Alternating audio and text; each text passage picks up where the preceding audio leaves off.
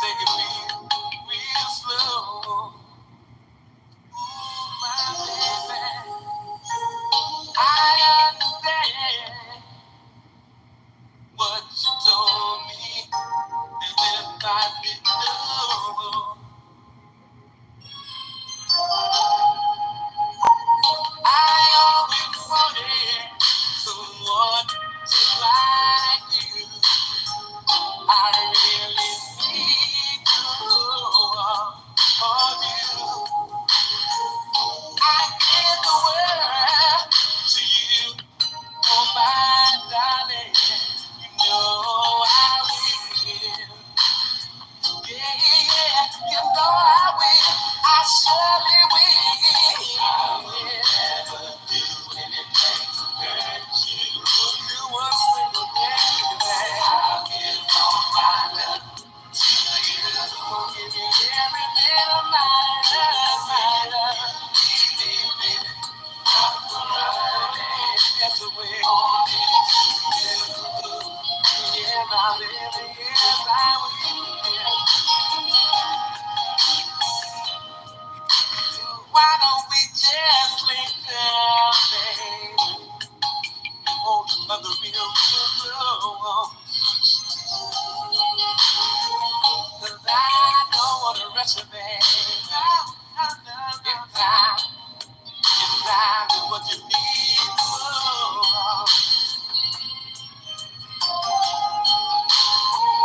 I always wanted to love you. You can make all my dreams come true. I wanna love you tonight, oh my darling. Yes, I do.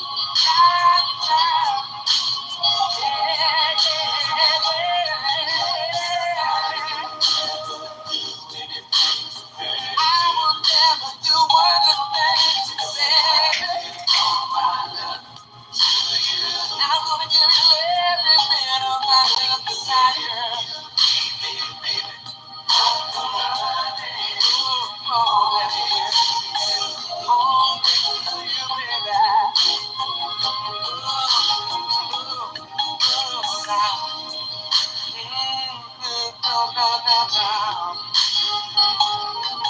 Girl, I've been longing for you, baby, for a long time.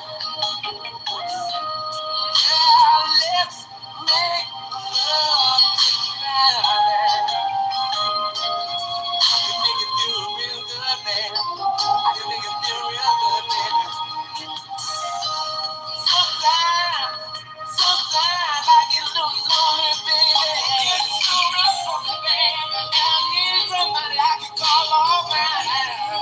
I need somebody so you are the one for me, baby. I know that you are the one for me, baby.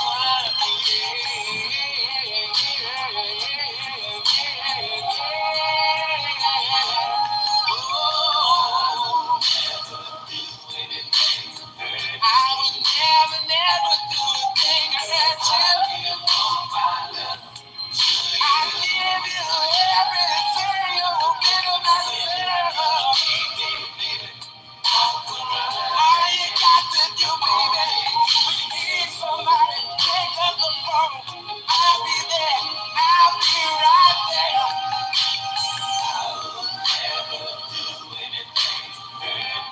Oh, baby,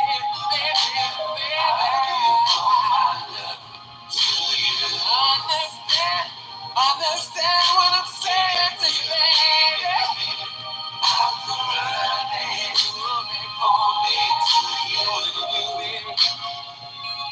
only you, baby. Only you, baby. I never hurt you to hurt you. I'll give all my love to you. And if you need me, baby, I'll come running only to you.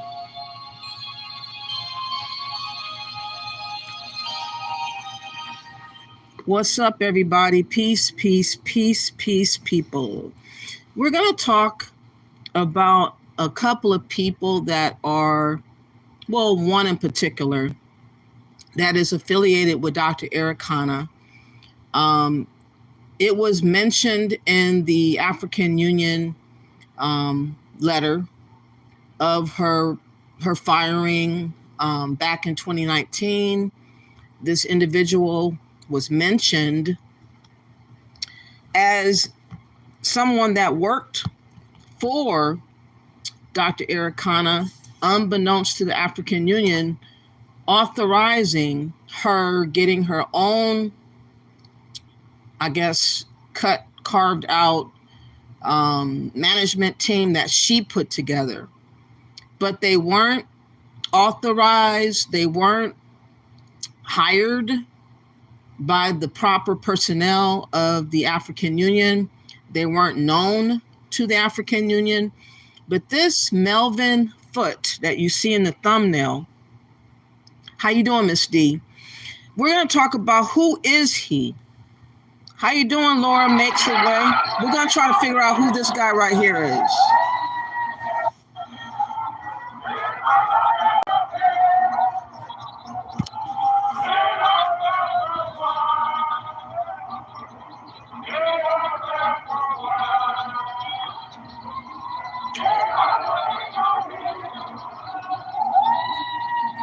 Well, we know he dances off beat.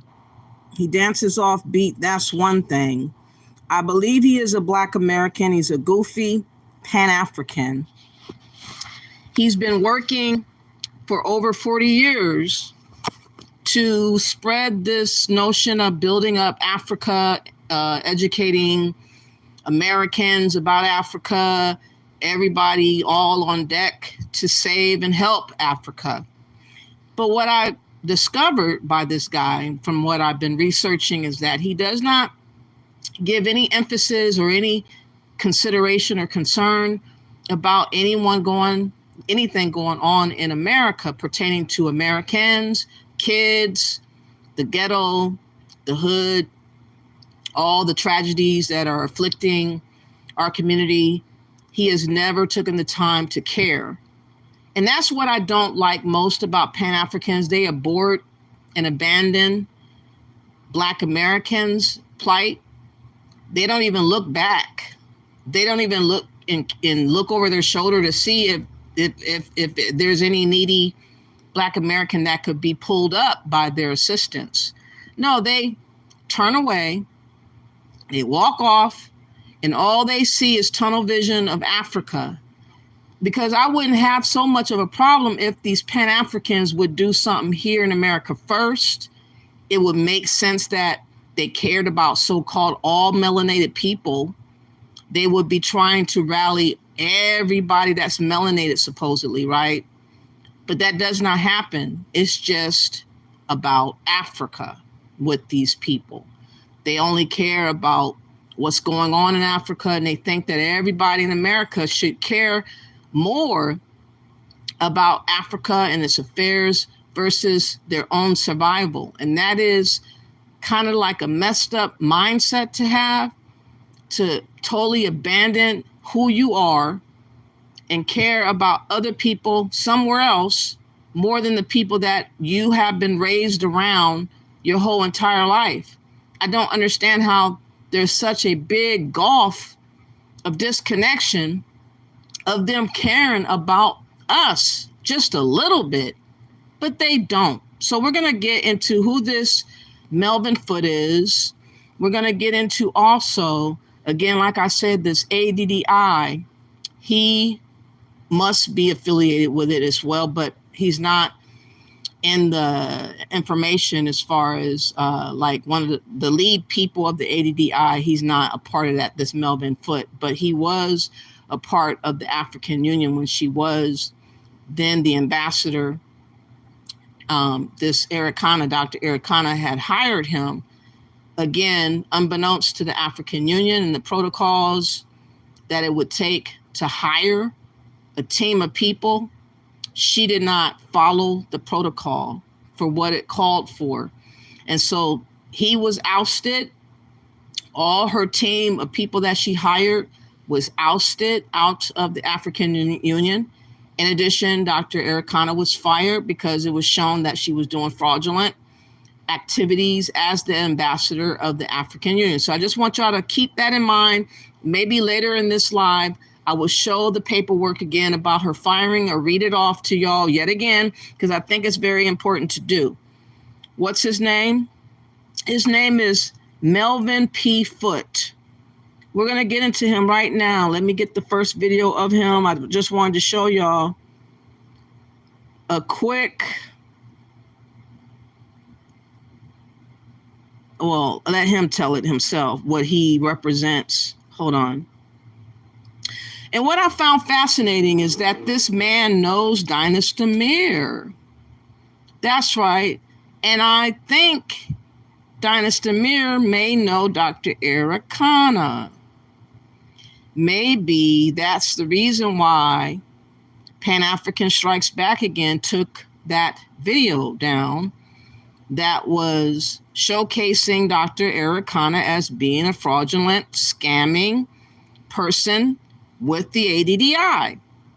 Because what was fascinating is Brandon of Pan-African Strikes Back Again has the same letter that I got when Dr. Arikana was fired.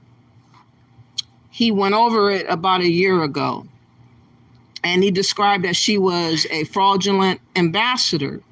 So why, after hearing a story about her being fraudulent, would he remove the video unless somebody else prompted him to remove the video? And that's what I think happened. That's what I think happened. I'm looking for this specific video with him and Dynasty Mir. Hold on for a minute. I had it. But I hope that you guys would do me a favor by liking and sharing the video. Please subscribe to my channel. I would greatly appreciate that.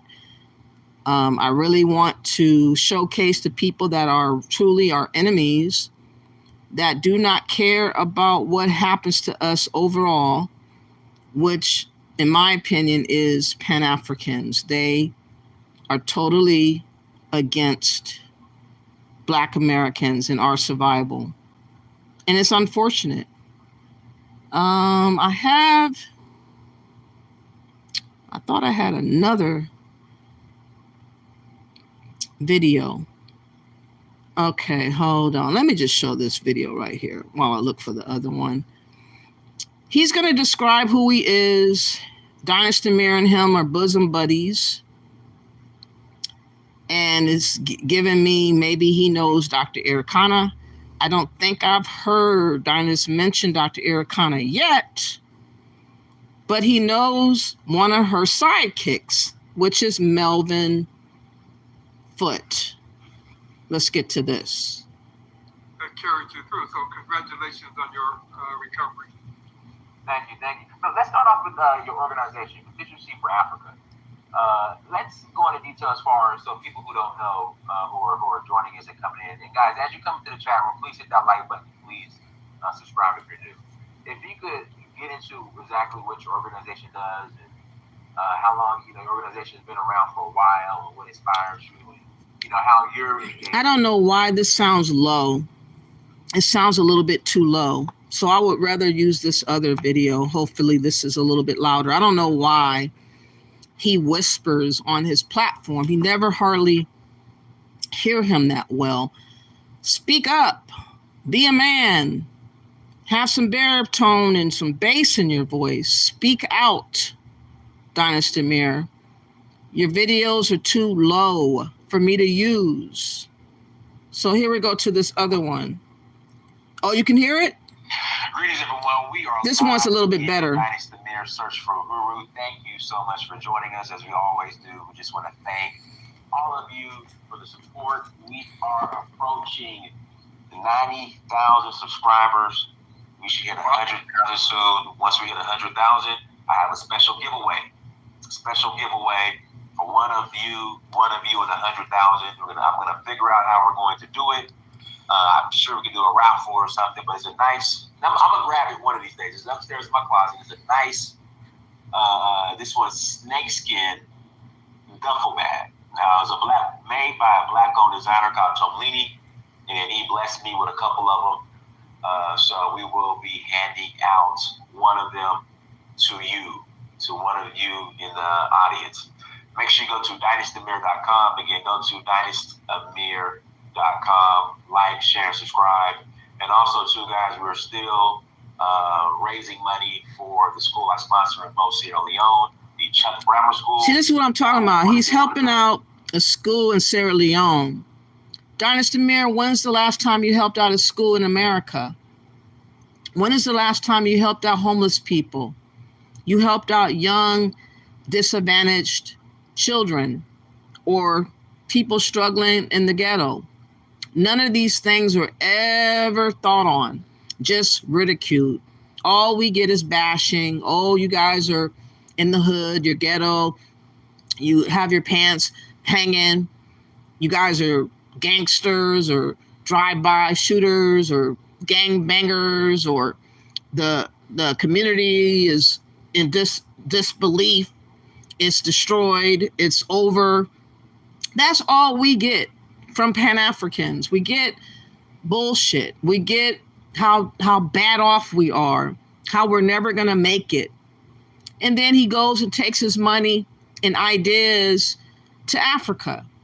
And he wants us to respect him after abandoning the Americans' plight. I don't have no respect for Pan-Africans that can't do the same thing for Americans first. If you don't work with Americans first and you take your ass over there to Africa and all you see is Africa and Africans, then fuck you. I don't have nothing to say good about you, because to me, you are a traitor. To me, you are not representing as you should as an American, even though, and it's like you sold out. It's like you sold us out. Let's go. Lab. So we're working on the structure. We've raised a little bit over $1,000, or about $4,000 off. We have the tour. If you're interested in the tour, we're leaving April 19th out of Chicago, returning on the 29th. Well, some of you are returning on the 29th. Some of you all are staying longer.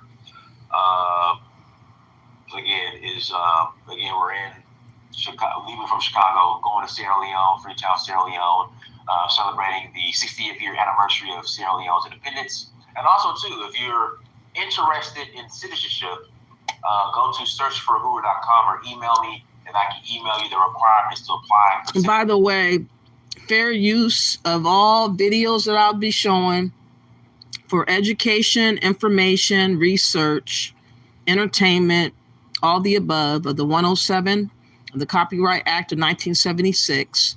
Fair use of all videos. This is not infringement. This is just trying to inform, enlighten, and hopefully free my people from the mindset of hating themselves because Pan-Africans and Africans are telling them they're not good enough being themselves any longer.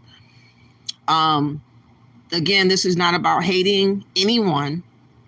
This is about pointing out observation and how we're being set up and sold out by the various people that I've been showcasing. And you'll find a common theme that Pan-Africans just don't care about Black Americans no more. They want us to serve Africans in Africa. And if we won't do that, we're going to get mistreated by them and abused verbally. And they want to abuse us monetarily. They feel like they have the right to have access to our monies to make them enriched. But other than that, they don't give a fuck about us. Let's go. So basically, if you, they're offering citizenship by DNA. So either on your mother's side or your father's side, if you can prove that you have a DNA link to one of the tribes of Sierra Leone, you're eligible for citizenship. So if you're interested. Again, he's pushing and peddling the citizenship bullshit. I think in my spirit, I feel like it's going to backfire eventually. Like that's going to cause an issue, but that's my opinion. He says you can get 2 or 3 or as many citizenships that you can hold. I don't know if I would believe that if I was y'all, but he's going around getting all these passports. He has a Sierra Leone, he has a Nigerian one, he has an American one. We'll see if that catches up to be an issue later in life. But I would suggest not to follow behind what these Pan-Africans are doing. They're having you do drive-by citizenships. As I stated before, there was something in the law that was saying certain things that you could not do overseas, but I didn't get verification and confirmation that that was what he was doing, renouncing his citizenship as of yet. But he is telling people that you can do this, you can do that. People are trusting him blindly. And I don't think you should be trusting somebody like Dynasty Mir blindly, in my opinion. Let's go. Let me know. Hit me up. And then Patreon, become a monthly Patreon, patreon.com, search for Uhuru. Without further ado, we have Mr. Melvin Foote, the OG, when it comes to the, building the bridge between America and Africa. Mr. Melvin Foote is definitely the OG. Now, he's actually going to be talking about the engagement, the Biden administration so-called African engagement. I talked about this. I read out what that entailed. But he is going to describe what it is by his own admissions of what he does based off of what that law or that executive order has now provided him the opportunities to do. Again, Melvin P. Foote, is associated with Dr. Arikana. He is the one that was named in the document by the African Union as the one that was hired against their knowledge. So let's hear what he has to say. So we have Mr. Melvin Foote with the Constituency for Africa, and we're going to have a discussion on, since Biden is now in office, how does American-African engagement, how does that look like now? Like, what's new? What's going on? What should we expect? And how is that going to play out?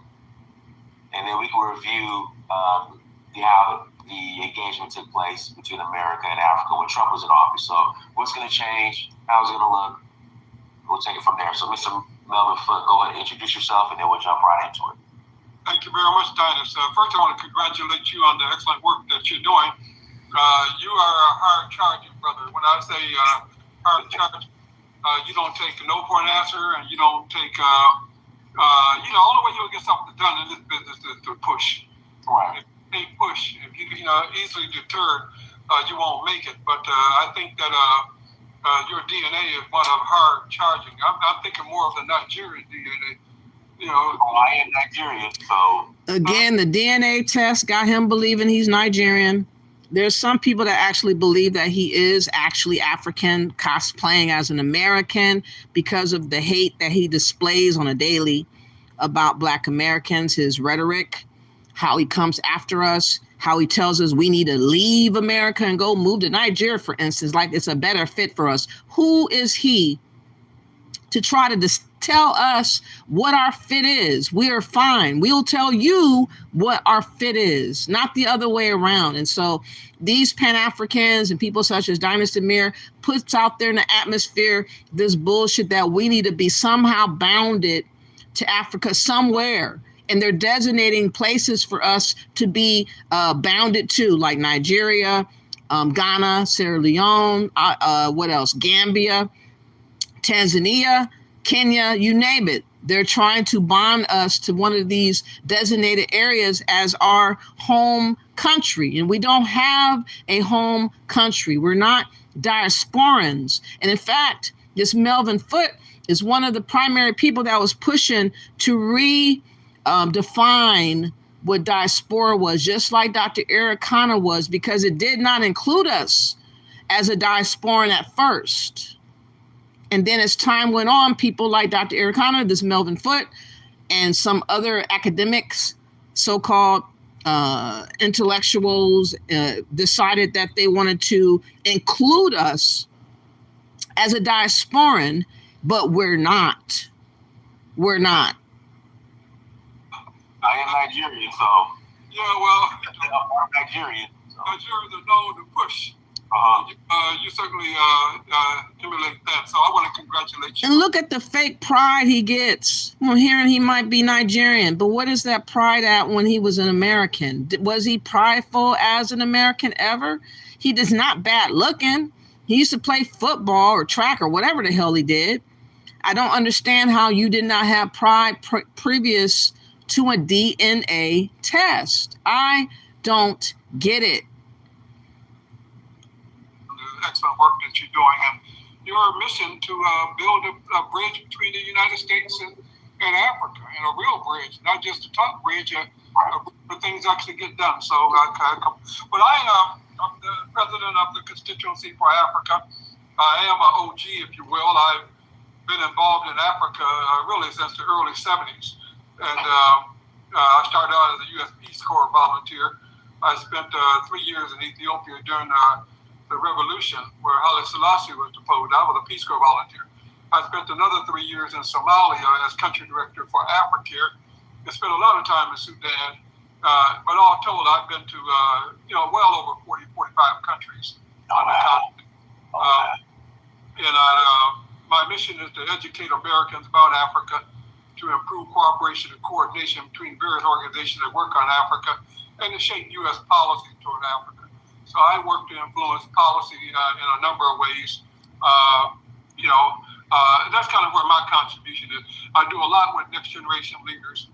I recognize that I'm not going to be here forever, and so I do put a lot of emphasis on who's coming up, and who's coming up, and where is the base for the next generation. I'm in the process of writing my book. I'd never written a book before, so this is a book that really summarizes what I've done over these 40-something years, but also sort of a map, guide for those who are coming up behind me, so that they don't have to go back to square one. They can really get an understanding of where things are at, where the push needs to be made, and where they can fit in. So I'm starting to do the research and pull out the documents and that course. But that's what I do. I'm relatively humble. I don't see myself as a leader of nothing. I learned a long time ago to try to avoid that title. I'm a coalition builder. I'm a facilitator. I try to get things done. I try to work with whoever to get you something done. Again, wouldn't that have been nice if he would have had that same attitude about America? What happened to our leadership, our male leadership, to help and assist us here in America? They just totally abandoned us. I have never seen how happy and enthusiastic they are about how they have just gone on and did their own thing and left us behind and never looked back. But they got all the answers and all these solutions and all these strategies and all these vigors to assist Africa and Africans. Like I said, I would not think of it so much as not good had they started here in America first. They left a presence here first and then went to Africa. No, they never did nothing here in America. They never cared to do anything here in America, and they want us to listen to them. They want us to abort as well, America. And they want us to just worship and look to Africa. That is not going to work for us. That's not the way to be. Let me see what you guys are saying in the chat room. And these are all my opinions. Like I said, y'all can have your own. I understand there's some people that love Dynasty Mir. They love the way he looks. They're impressed by him and what he does. I'm not impressed by none of these men because they have not shown nothing here tangible in America. So you cannot get me impressed. You have to do something here in America and Africa for me to say, okay, he's a balanced guy. He knows what he's doing. He's confident in his own skin. He knows how to maneuver in America and Africa. He got it going on. I would say that. But no, if you just focus only on Africa, you don't get no kudos. Lori Makes a Way says, what is name or alias? He goes by Melvin P. Foote. Foote. Is how you spell his last name, and his first name is Melvin. His middle initial is P. Four Rivers says, hi to everybody. Thank you for being here, Four Rivers. I really appreciate you in the chat room because you make really awesome comments and things that I don't know. You point out to me, and I really appreciate it. Welcome, everybody, by the way. If you have not yet, please like, share, and subscribe. I would really appreciate that. And thank you for letting me know that you could hear that other video. Laura Makes a Way. I appreciate that. You said he's not a man. That's why. I really feel like Dynasty Demir is lazy. He's doing the bare minimum to get what he can get. And he does not care about how other people do us. He does not care about how people set us up or take off with money. He could never care because he's never cared. And that's all my opinion by how he acts. I'm going off of what he's done. I'm going off of how he acted with Lou Major. I'm going off of how he talks and how he presents his style of show, and how all his emphasis of bashing, criticizing, ridiculing Black Americans to death showcases me. He's anti-Black American. He just is. Dynasty Demir is. Pan-African Strikes Back Again is. Every Pan-African is. There's some that has a bigger degree of hate than others, but those two, I would say, have real severe issues when it comes to us as a collective, and they really don't see nothing good about the group. They never say anything good about our group. It's always negative. There ain't no sunshine when they're when they're talking about us coming out of the sky. It's all gloom and doom. Laura Makes a Way says, look at the thing he's sitting next to. I know he is giving himself up to those other idols, and God is not going to bless him serving and worshiping other idols. And it's unfortunate that he has done that. I'm pretty sure that they've done some voodoo on him. I would not be surprised if he's under some type of spell. But oh well, he chose that life, and that's on him.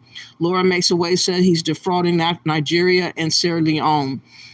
He's doing what he can to make money for both countries because he has a pact with these people that he's gotten these passports with. And I'm pretty sure he has a sweet deal for delivering people to these fast track passports and for these tourists visiting, whatever. He definitely makes a killing off of it, and he's expected to keep doing that year in and year out by his pact that he has formulated with these Africans. Four Rivers says, I don't care for Donis because I believe he's an African making like he's an indigenous Black American so that his opinion can be respected among us. Four Rivers says, he, like I said, I don't know. Sometimes he looks African to me, but his action shows that he's not really American. I don't know, but like I am listening to what people say. He swears up and down that he's a Black American, but I don't understand how you can just turn so crazy on to the people that you're supposed to be a part of. How could you turn into a pit bull against your own? So I am confused by Dynasty Demir. I really am. Laura Makes a Way says he's defrauding Africa. I wouldn't be surprised if he learned how to do a lot of frauding by dealing with Nigerians and other Africans. I wouldn't be surprised, but I don't know. Not yet. Four Rivers says, yes, look at that thing. He should explain what that is on that table, probably trying to cast a spell to his viewers. I think he has said what it was before, but I don't remember. And I don't, take notice to those types of things too sternly because, like I said, I don't really get into idols like that. You said that he's diabolical. Flores Makes a Way said. Four Rivers says, I wouldn't trust him. I wouldn't put my life on the line trusting him. That's for damn sure. Because if something pops off, he's going to be gone and your ass is going to be there by yourself. He is not going to save you. No, I don't see that in him. Laura Makes a Way said he gets paid for those tours. Yeah, he does. That's why he does them. That's why he keeps doing them, and that's why he keeps talking all this reckless talk about where we need to go, where we need to live, all this bashing bullshit talk about where we belong, because he's trying to hope to get people to want to care about his tours. That's all that he does, and that's what he's doing it for. Laura Makes a Way says you can only legally have 2 citizenships. Well, he has 3. Do you include the U.S. passport as one? I would think. So he has 3. And you said Nigerians want to delete him. Maybe some probably do.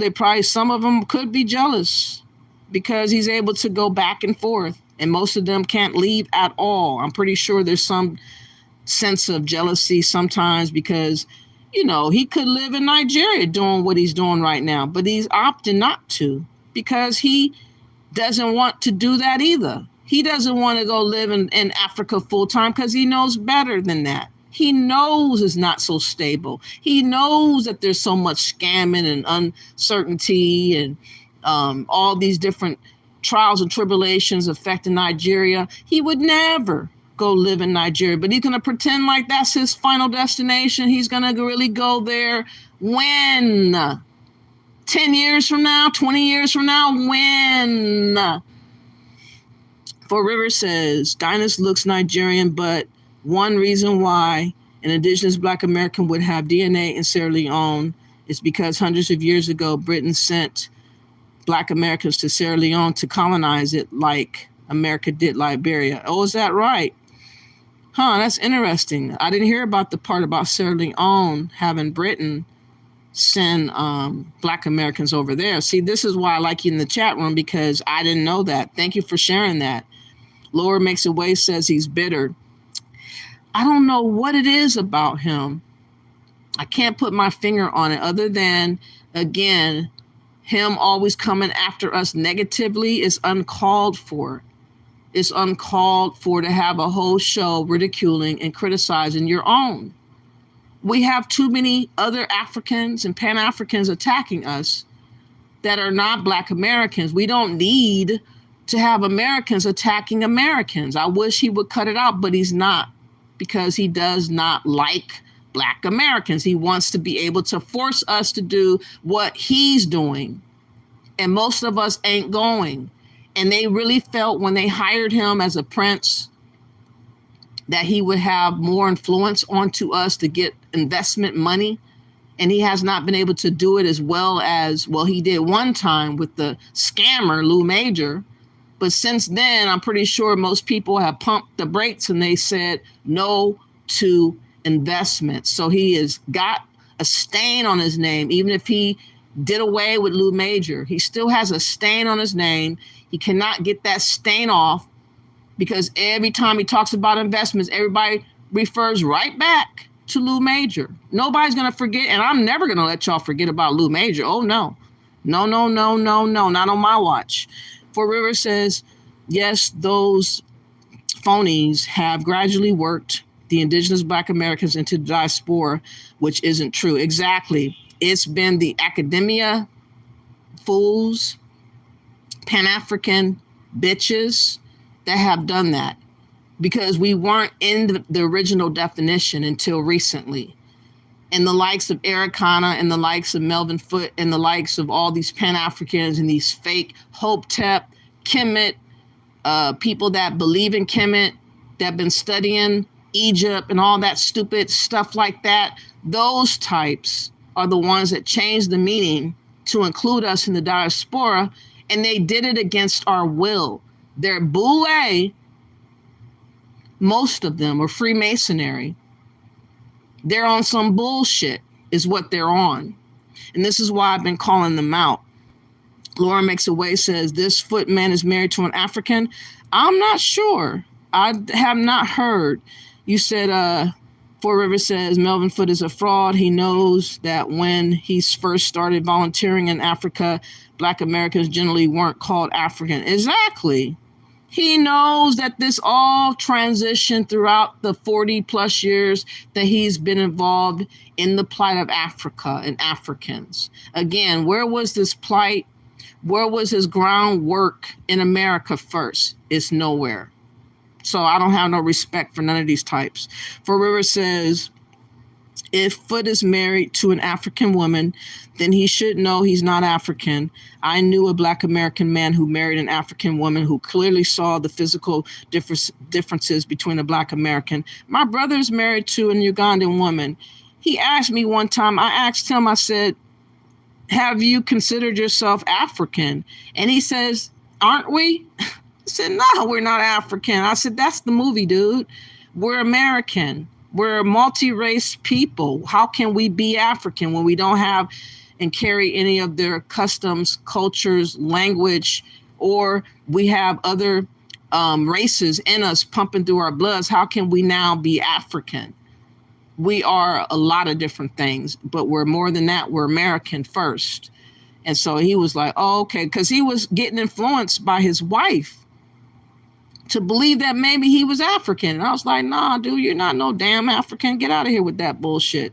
Yeah, he's definitely an opportunist, Dynasty Mir, and an enabler. That's the word for him. He's an enabler. But he has been watching his step lately, I've noticed. There was somebody on the platform trying to talk about these investments, and he pumped the brakes and said, no, no, no, no, I'm not getting in that. Whoever wants to do whatever he's suggesting, y'all could do it on your own offline or whatever like that. So he knows that people are definitely keeping track of what he says and who he's saying what to. For River says, I'm not impressed about Dynast. He's just the topping on the cake of Pan-African fraud, an African making like he's a Black American sent to defraud Black Americans. Yeah.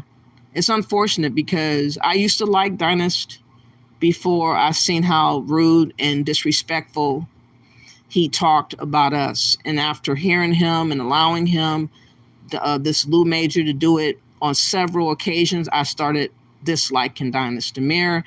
And then when this broke about all the scamming that Lou Major was allowed to do on the platform of Dynasty Mir and how he handled that, he just washed his hands of it and pretended like it was not his problem, while he brought that man to his platform like dozens of times and did not have the respect to even apologize. I lost a lot of respect and I never liked him since. I did at first, and then he made me not like him after what he did. You said Dynast doesn't believe in God. I don't think he does. I don't think he believes in a creator. He believes in stone now. He believes in mask now. He believes in voodoo now. He believes in dust and dirt and whatever, libations and all that kind of crap. For River says, thank you for the compliments. I've enjoyed your channel and its content so much. It helps me remember things I've learned over the years. I appreciate you. You never let me down on the comments. I really appreciate that. Laura Makes a Way says, yes, the U.S. passport is counted as one. So he has 3, Laura Makes a Way. He might get in trouble down the line. And I would be cracking the fuck up if he does. For River says, yes, after the Brits lost the Revolutionary War, they left and took the Black Americans that sided with them, called the Black Loyalists. Eventually, they colonized Sierra Leone with them. Wow. So that was like in the 1800s, around the same time that people went to Liberia. See, these things I didn't know about. And it's a trip. Let me find another video of this Foote guy. Just want y'all to really hear him. He has a lot to say. And did you guys know that this dude used to work with Obama? He was a former aide to President Obama, y'all. That's why this guy that's affiliated with Dr. Arikana, I felt like y'all should know about him as well. Please like and share the video. Let's go. Dr.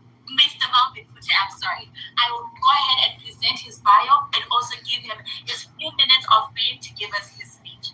Mr. Melvin P. Foote has over 40 years of dedicated work on African issues.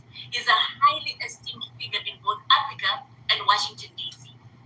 As a founder and president of the Constituency for Africa, a 32-year-old nonprofit based in D.C., he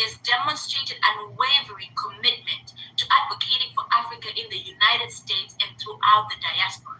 Leading CFA, he focuses on educating the public about Africa, shaping U.S. policies towards the continent, and promoting Pan-African cooperation to the African American Unity Caucus.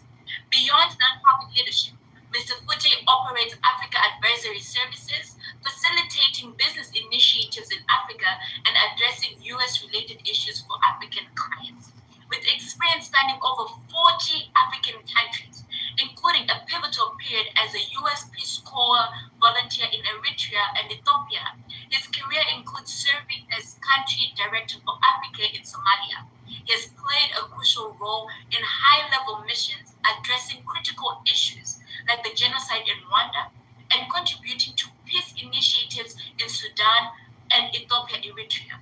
Decorated as a Knight of the National Order by the Republic of Mali and named one of the 500 most influential Africans in the world, Mr. Melvin Foote's impactful voice in advocating for Africa's development resonates globally.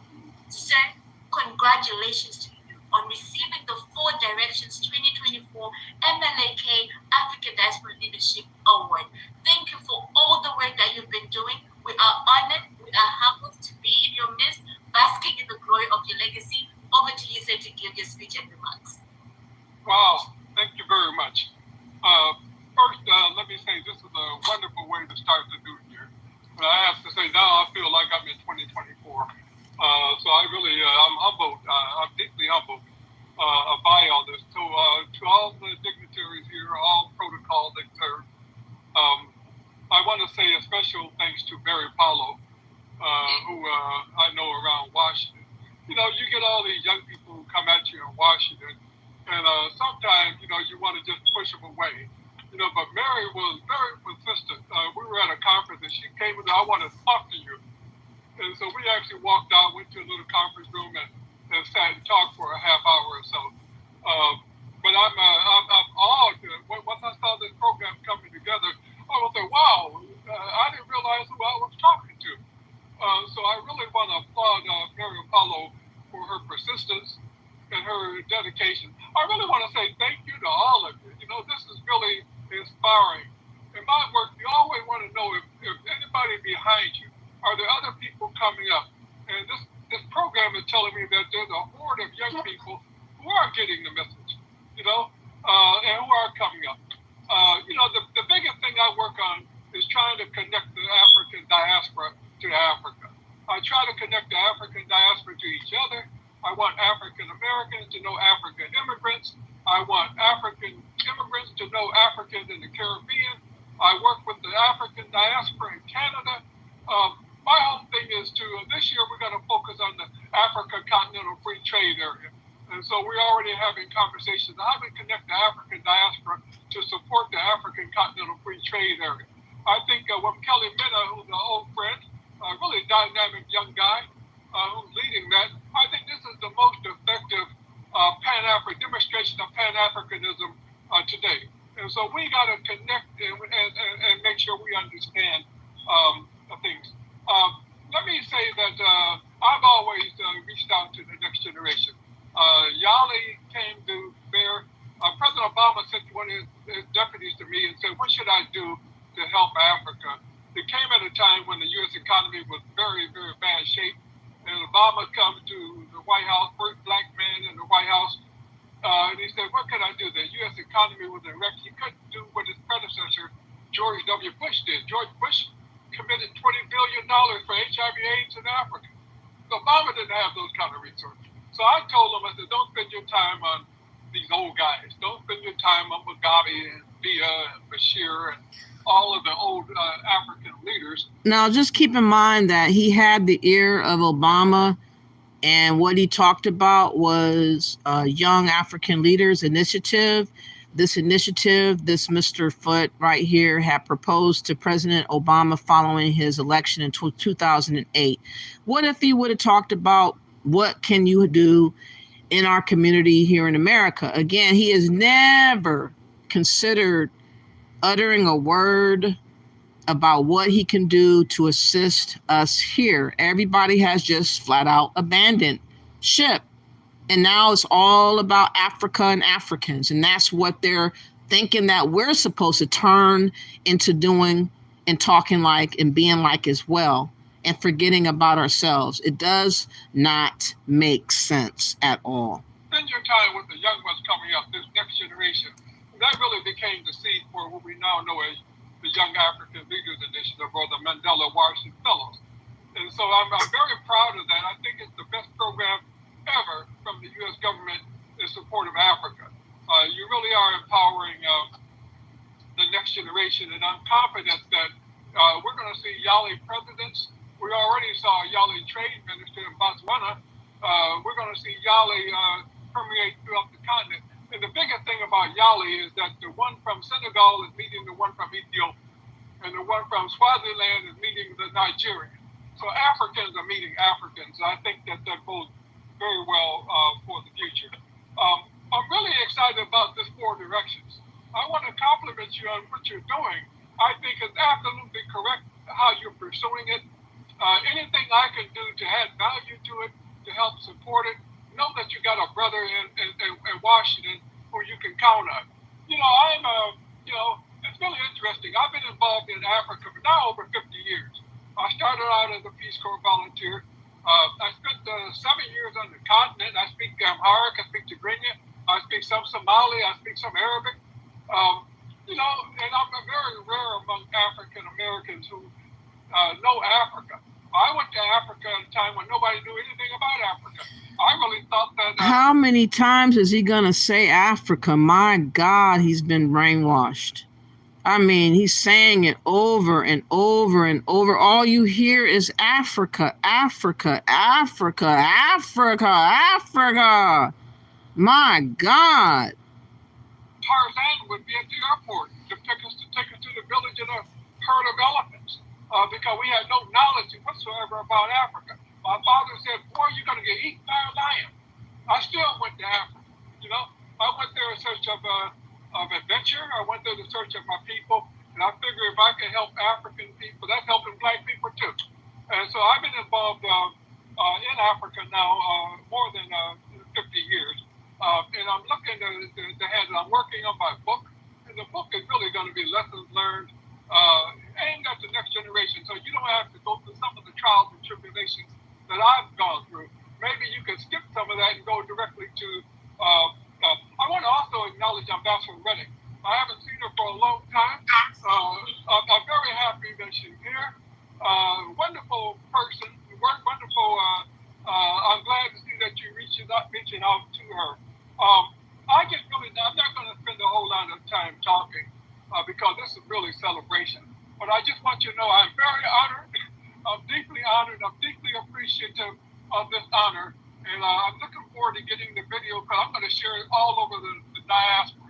Everybody will see this video because I think young people across the globe need to know that there's an organization called 4 Directions led by Mary Apollo that's doing that. Well, he's not really saying too much very interesting here.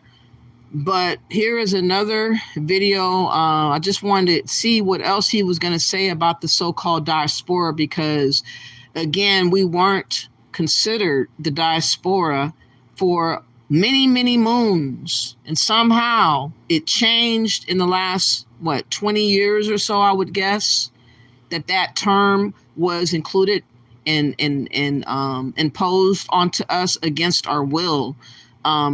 Here's another video of him, and then we'll get to the connection of Arikana with the letter of firing of Dr. Arikana to let you guys understand that, yes, she knows a lot of people in Pan-African spaces. A lot of people are praising this woman. A lot of people have been working with her or doing her bid, doing whatever she desires. And again, these goofies, these Pan-African men that are Black Americans are useful fools against the demise of Black Americans. That's what they're useful fools for. And they don't see nothing else but Africa. They're worthless when it comes to America. I wish they all would just go to Africa and shut the fuck up, but they're not going to go.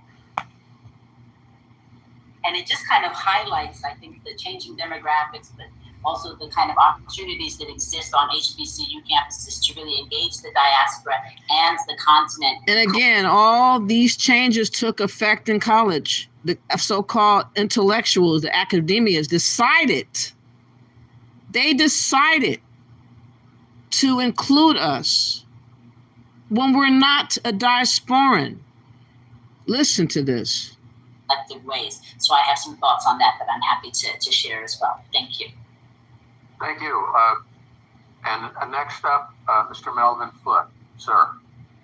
Great. Thank you very much. It's great to be here this morning. A lot of things going on with Africa, with the World Bank and all this kind of thing. I got to go see Macky Sall as soon as this meeting is over at the Atlantic Council. It's great to be here. I've been involved in Africa for more than 50 years now. I don't look like it because I run 5 miles a day.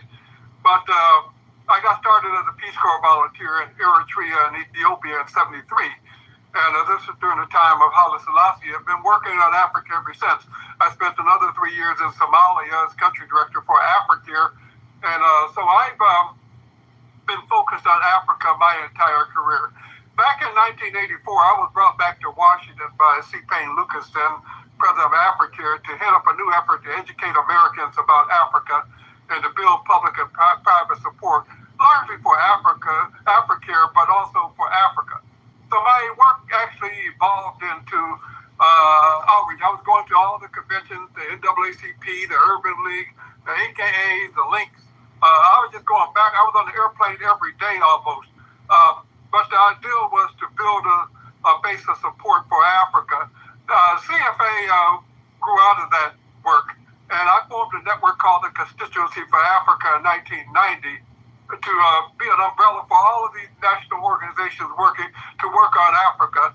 And CFA became an independent organization in 1994 with the mission to educate the public about Africa, build public and private support for Africa, and help shape U.S. policy toward Africa. We've had a great deal of success. We evolved into the diaspora. In fact, I was one of the early ones talking about diaspora, and people didn't know what diaspora was. I took the idea from the Jewish experience, so we did a lot to try to, we've been working on this for all of these years. I lobbied President Obama to set up an office on African diaspora affairs when he first came to power. He liked the idea, but he gave it to Hillary. Hillary over at the State Department ended up putting everybody who got a diaspora into one basket, and that became the diaspora. So nothing happened from it.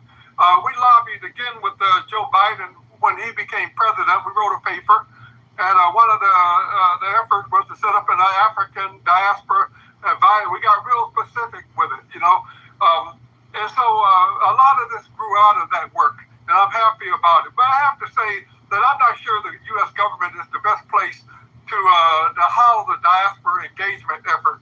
When you think about the African diaspora in America, you got to know that this is tied towards slavery, it's tied to the Black Power movement, it's tied to the Pan-African movement, it's tied to a lot of things. And I'm not sure the U.S. government really wants to talk about those things, not in the course. So they basically have divided up the diaspora. African immigrants, you over here, African Americans, you over there, and it created a lot of dissension, a lot of fragmentation, and I'm not sure the ball has been moved. It has never been a unit of us being together. Talking about fragmented. Of course, it's fragmented because we're not a people. We're not the same. We don't think the same. We don't think the same. We don't act the same. We don't want the same. We don't have the same goals. They're thinking of their homeland. I'm thinking of America where I'm at. We're not the same, but they're trying to make it about Africa and us supposedly reconstructing our mind and our vision and our understanding of what our intentions of life and meaning of life is supposed to be about. Now Africa, let them tell it. They want us to forget all about America. They just want us to abandon America like they have. And how can we work with people that have abandoned you and they're telling you to abandon yourself? Say fuck yourself. and let's worry about people over here now. How can we be expected to do that? That doesn't make any sense. All that far on that. So I'm a strong proponent of it. I'm going to continue to promote it and push it. But I think in order for the African diaspora to really be galvanized, we need resources. And I'm constantly pounding the door. We need resources to do town hall meetings on Africa. We need seminars, workshops. We need coloring books for the young ones. We need all kinds of things to educate Americans about Africa. And those resources are not forthcoming for whatever reason. Can you guys count how many times he said Africa by now? My God. They're not forthcoming. So for the U.S. government to say, "Oh, we're going to be the diaspora," I was at the swearing in for the African Diaspora Commission, and I have to say, while there's some outstanding people on that commission, they're not connected to the Pan-African movement.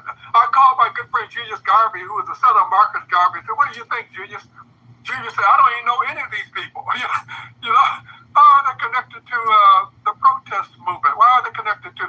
So I'm all for the fact that we're making progress, and we need to continue to make progress, but we have a long way to go. There's a lot of work ahead. It's a hard job. It's a hard job, and you have to do it because your heart is in it, not because you're getting paid to do it.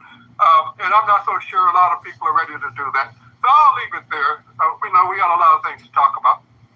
All righty, thank you. Next up, Professor Wendy Wilson. I know he's boring you to death, so I won't do that any longer to y'all. I'm going to read again this letter that the African Union has submitted to the Washington State, or the Department, what is it called? The Department of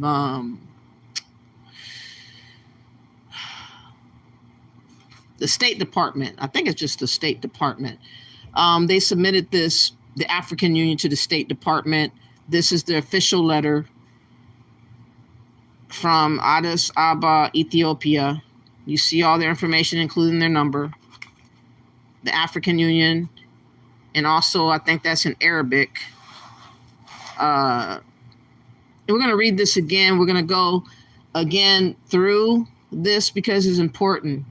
Because she has garnered, this Dr. Arikana is garnering a lot of prestige, recognition, accolades, praise.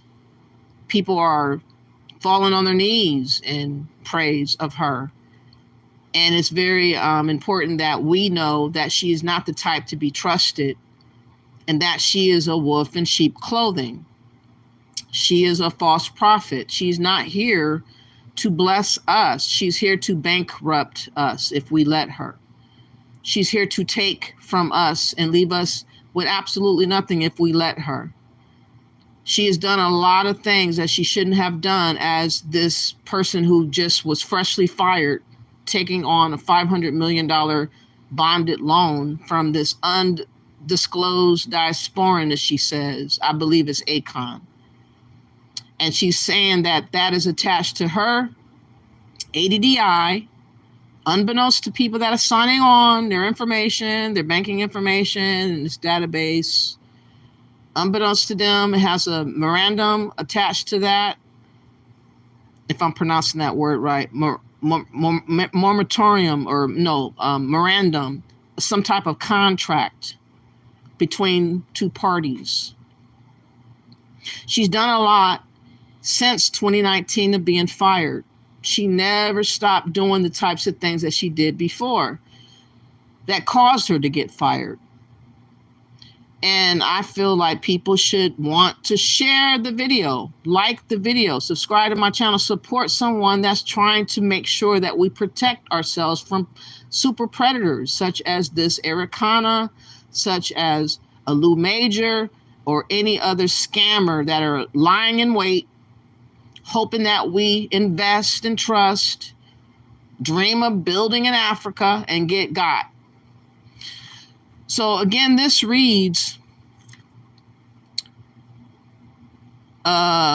communicate of the African Union Commission regarding the continued misleading campaign of the African Union former permanent representative to the Washington States of America, because after she was fired, people were assuming it was over her speeches that she gave against France, talking about the colonization pact that France has with 14 countries there in Africa. And she made it seem like, because her supporters just figured, oh, it must be something that she was talking about, not that she did something inside the African Union itself. They just took it upon themselves just to assume it must be the speeches. That had to be the reason why she was fired.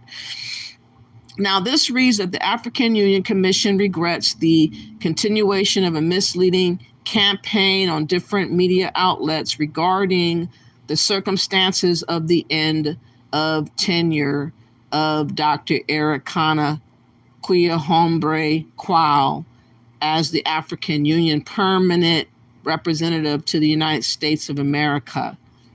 This Dr. Quao received a letter on October 7, 2019, bringing her tour of duty to an end in line with the terms and conditions governing her contract of appointment after serving 3 years as permanent representative of the African Union mission to the United States of America.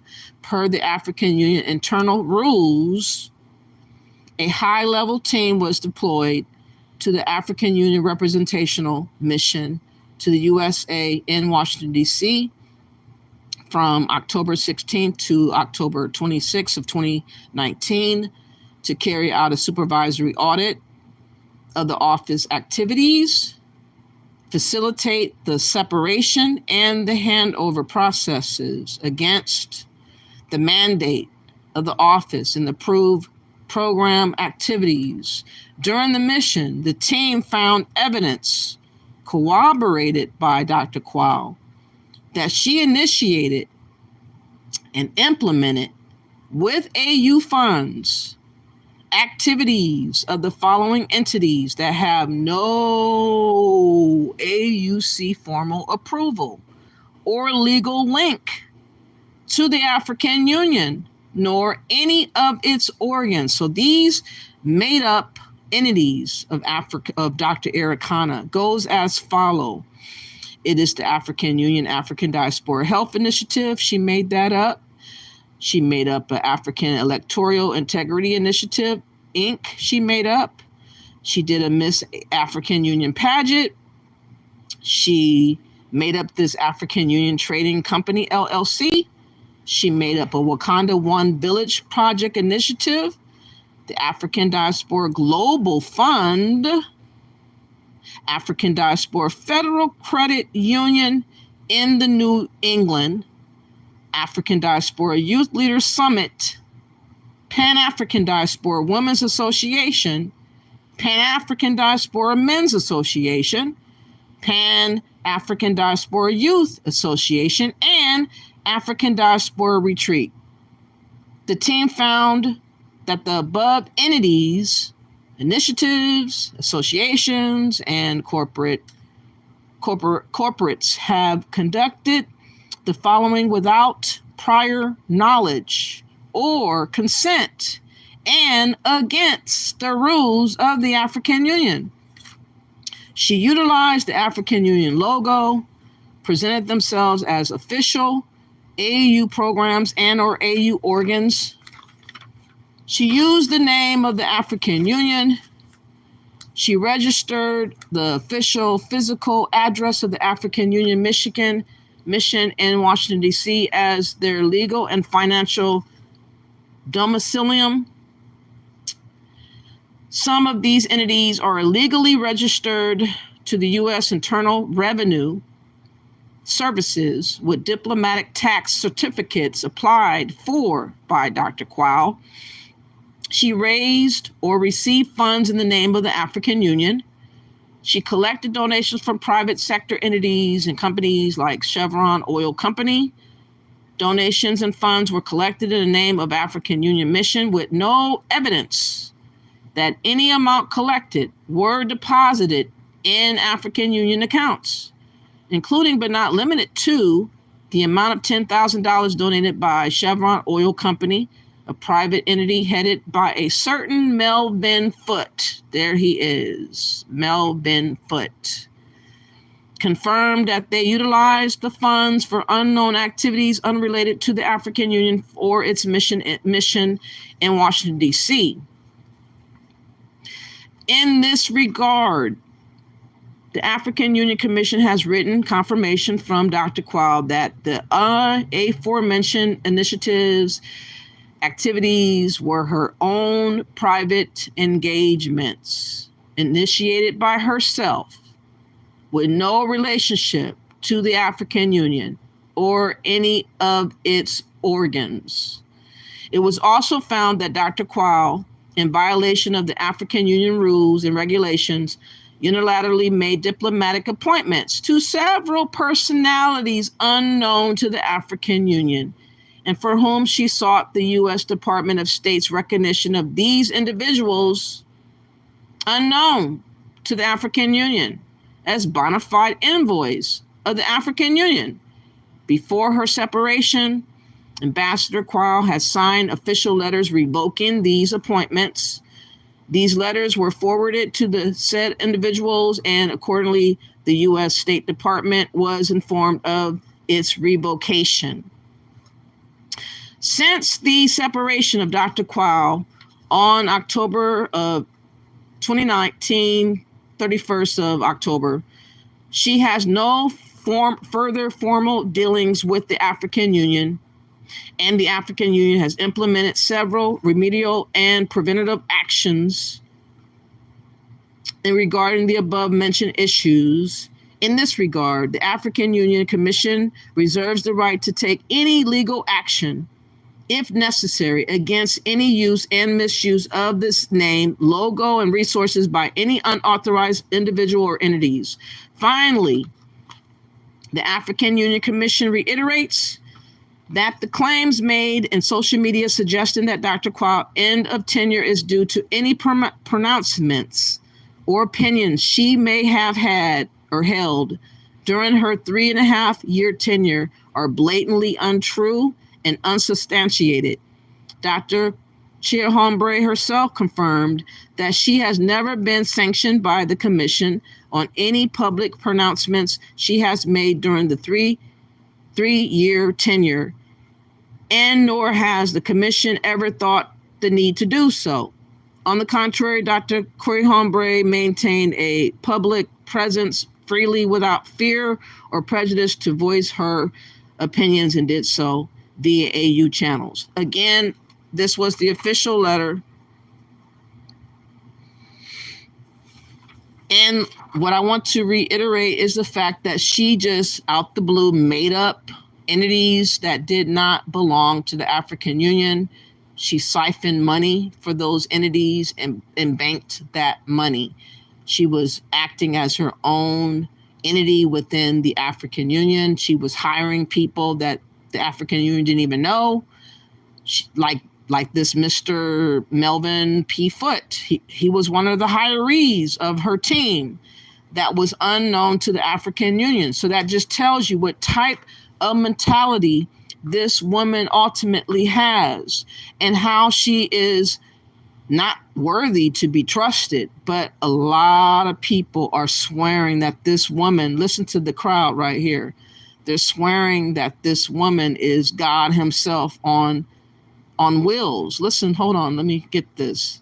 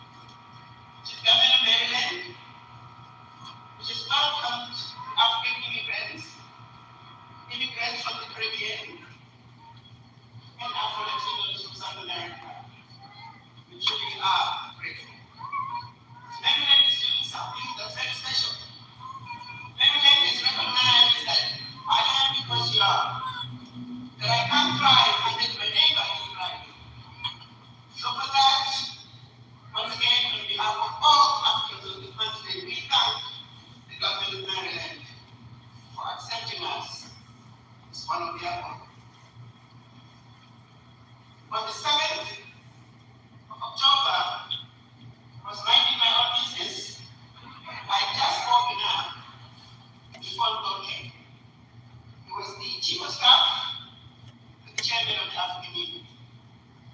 And the government suggested started with something like, oh, that's not right, that's not really great, brother, how are you? It's not really great. I just want you to know that the chairperson and the silence in the termination coming. And I remember he did the telling us, why did it take so long? And I expected this from 5 months commission after.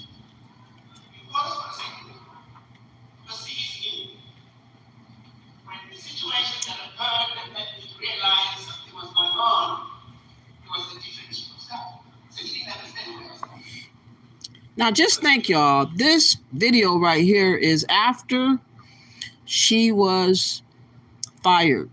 And she looks as confident as ever and as poised as ever because of all that money she's been getting. I guess so. She looking all nice and spiffed out. I'm just so tired of all these different fraudulent, fake people coming around us for. Let me see what you guys are saying in the chat room. For River says, yes, Dinus would have a hate for Black Americans. That's why the Bible warns about the children of God mixing with idol worshipers, etc. Exactly. We're not supposed to just mix with anybody and anything because other people have other agendas and other intentions and other gods and other beliefs and other traditions and what cultural things that they do that would be contrary to what I believe in and what I feel comfortable looking at or being a part of, like sacrifices and just voodoo and all this other black magic. I don't want that around me ever. That's just me personally. Now, other people that want to believe in that, that's on you. I don't want it around me. My God says no worship of any idol. I don't want to worship other gods either. For River says the West originally planned to colonize West Africa with Black Americans because of the skills, etc., ethics, etc., that Black Americans would offer them. Now it's reversed. Black Americans are being told to seek Africa for improvement. Exactly. Like we are just so broken. If we don't look to Africa, we're just doomed. Let them tell it. Was that the case 10 years ago?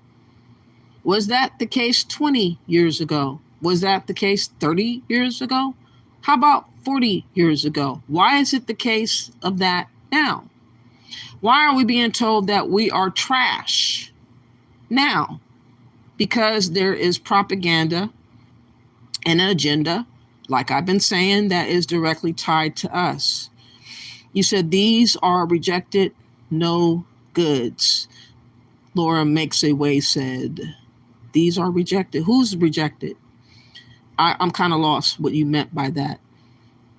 You said this Africa talk is so sickening. That's what I'm saying. Every other word, Africa. It's like they're trying to use some voodoo or black magic on us saying Africa all the damn time. I mean, how many times can you say Africa in one setting? Apparently 500 times. For River says, yes, Foote was volunteering for the West to help Africa. It's always been the goal to help them, not for Africa to help the Black American. Exactly. That's why, how can I respect men like that? So you're telling me you're spitting in our face, stepping on our backs to elevate yourself to Africa? And if we don't feel like you, something's wrong with us?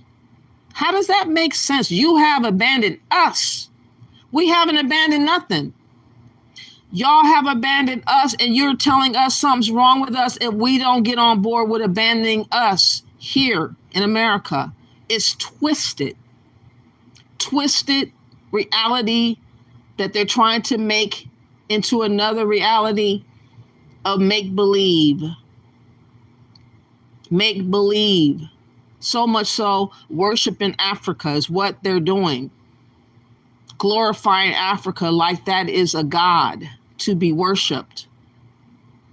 A lot of people are going to lose it all. They're going to lose everything, putting all their emphasis in Africa. Y'all watch me. Watch that. Watch what I said. You said, Four Rivers said, and yes, he's correct. The diaspora label was always connected to the Jewish cause to populate the Middle East. Yeah, I think that word first came when Jewish people had left Rome. And they were the first people that were described as being diaspora because of them traveling here and traveling there, wherever they went, they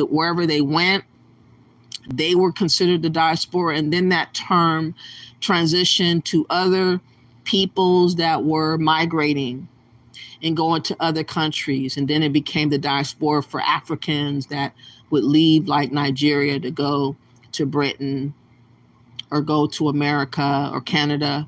They were the diaspora of the Nigerian country. They're now saying that we're a diasporan, but to what country? We don't come from a country of Africa. So they're making us, against our will, a diasporan that doesn't even make sense. It doesn't link up. It does not meet and match the definition of what the diaspora supposedly means. But yet they made us one against our will.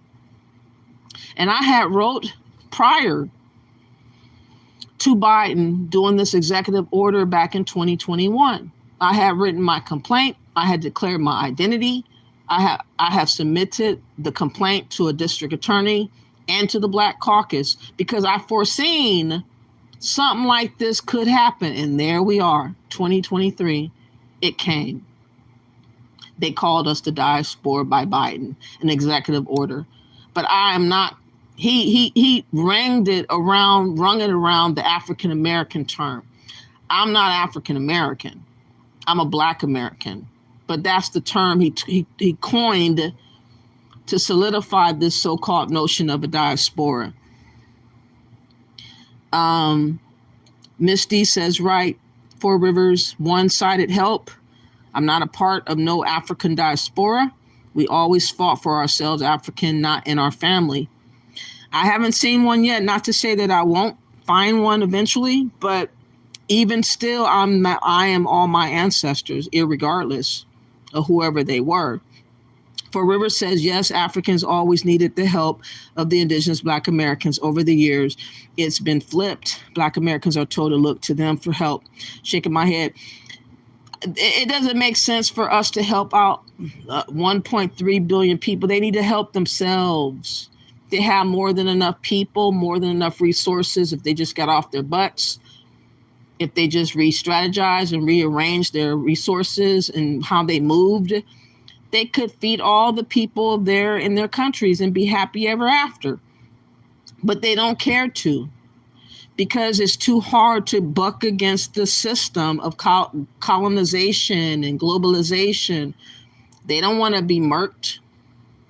They don't want to have a life threatened behind making changes that other people might be upset about down the road. So they settle for what they're ripping off from their own people. And that's just the reality of it all. We can't change that. We can't change the culture of what they're about. And I don't want to try. That's not my position. Why do I have to concern myself with their situations? I have my own. Who's going to come rescue us? Nobody. When we're down and out with nothing, who's going to care? Nobody. Nobody. Y'all watch. Y'all see already with all these scams that have happened. Hardly nobody said anything about it. And they still tell you to go. Oh, don't let this discourage you, Alexis. I know you're in the chat. Remember, in your comment section, people were still saying after you were telling your story about the toilet, how you got locked in the toilet room, they still said, give it another try. Go over here, do this. They don't care about what happens to us. They just still want us to go ahead and do it. That's how fucked up in the head some of these Africans are. They still said, go do it. I was like, damn, she just told a story about this this beady-eyed, smiling African woman who wanted to make Alexis miss her ferry, miss her air flight, be profoundly inconvenienced. Probably going to pay out of pocket if she didn't manage to get out of that situation. And all people can say about it is, don't get discouraged. Keep going. Keep going back. It's like people are trying to tell us it's okay to hurt. It's okay to be abused. It's okay to be used. It's okay to be tested and messed with. That's the messaging that the Africans will tell you if you tell them this happened. Oh, well, you can still get back on the horse and try again. Just keep trying. Laura Makes a Way says, if he's all about Africa, why isn't he there? Exactly. None of them want to stay long. For River said, yes, we need nothing from them and have always influenced them too. I didn't realize how much influence we had until lately, since being on YouTube and all these conversations about what we're doing, what we call ourselves, what we think, what we believe. Everybody is paying close attention to every detail of everything that we do. And now I realize we must have some influence on these people. My God, because they're acting like we make or break their situation, and we don't. They make or break their situation, not us. Somehow we've been scapegoated to make or break their situation. Somehow. Let me see. For River says, the ones promoting it never live in Africa full time. No, they don't. Laura Makes a Way say, if they don't and won't live there full time, that should tell you something. Exactly, Laura Makes a Way. If it was such a wonderful opportunity, if so many good things were there, why won't you run and be a part of it? Why restrict yourself from having the best life that you could have? Because you know better. Alexis says, what's up? How you doing, Alexis? Thank you for coming through. You said just got done watching your last live, catching up. Thank you for watching that. I really appreciate you. Great term, super predators. They are super predators, Laura Makes a Way. That's what Dr. Arikana is. It's a super predator, not just a normal one. Alexis says, Penny's campaigning Arikana is very odd and strategic. Yes, it is. And it's all of a sudden, in 1 week's time, 3 men that are so-called Black Americans have promoted Arikana. I was like, oh my God, I got to get back on this topic because people are tripping out here. They must not know. Or if they do, they don't care. Alexa says, Arikana gave me the same feeling with Juliet from Black X. The same thing I felt about Juliet. I feel worse about Dr. Arikana, to be honest. Black X is bad. Black Sid is bad. And she is a scammer. She's a manipulator. She is a liar. She's a great pretender. She pretends to cry and care and all whine and all these things, dramatic episodes that she does. But she does not compare to a Dr. Arikana. Dr. Arikana has too much of so-called presence about her. She has a resume about her. And people are all just throwing down and worshiping her. I've never seen such a thing come from nowhere. But that's what is happening right now. And this is why I'm doing these warning videos. That's why I'm come back to this topic, because 3 people in 1 week brought up Dr. Arikana and her ADDI. 1 week, 3 men that are supposed to be knowing better than they know. They're advertising her freely without vetting or knowing her. And these are supposed to be men that's supposed to be leading us to where? Doom, leading us to destruction, leading us to bankruptcy is what they're leading us to. You can't listen to none of these men. They don't know what the fuck they're doing. And it's sad. Laura Makes a Way says, I recognize her. Isn't she from Zimbabwe? Yes, she is. She told me Well, she didn't tell me. She said one time that her father was a businessman, but she did not specify what type of business her father was in. And I wonder, was he a slave trader or a part of something on that level? How are you going to say he's a businessman without describing what kind of business he was in? Isn't it easy just to say what he did? But she skipped that part. And I was like, wow, you won't tell us what your father did? Very interesting. Alexa says the U.S. will never allow a doctor to campaign to collect $1 billion to build a massive community. What she know about real estate in a massive way? $1 million isn't enough anyways. Now she's asking for billions of dollars a year to come from us, Alexis. Let me show you this video. Oh, I'm going to read the rest of these and then I'm going to show you this video where she talked about freely these monies that were supposed to be given up. Again, she's specifying Black Americans most of all. She wants our money. She is not playing about getting our money. And she just been really bold and vulgar about it. Let me see what else she's saying. For River says that's the difference between Africa and America. Here, Arikana would have been held accountable for making up all those phony companies. This should be a warning to everyone. That's what I'm saying for Rivers. Like you making up companies and you're saying you're going to have all these projects. You're saying you're going to do this, you're going to do that. And she got all this money. That's all. For River says facts in the U.S.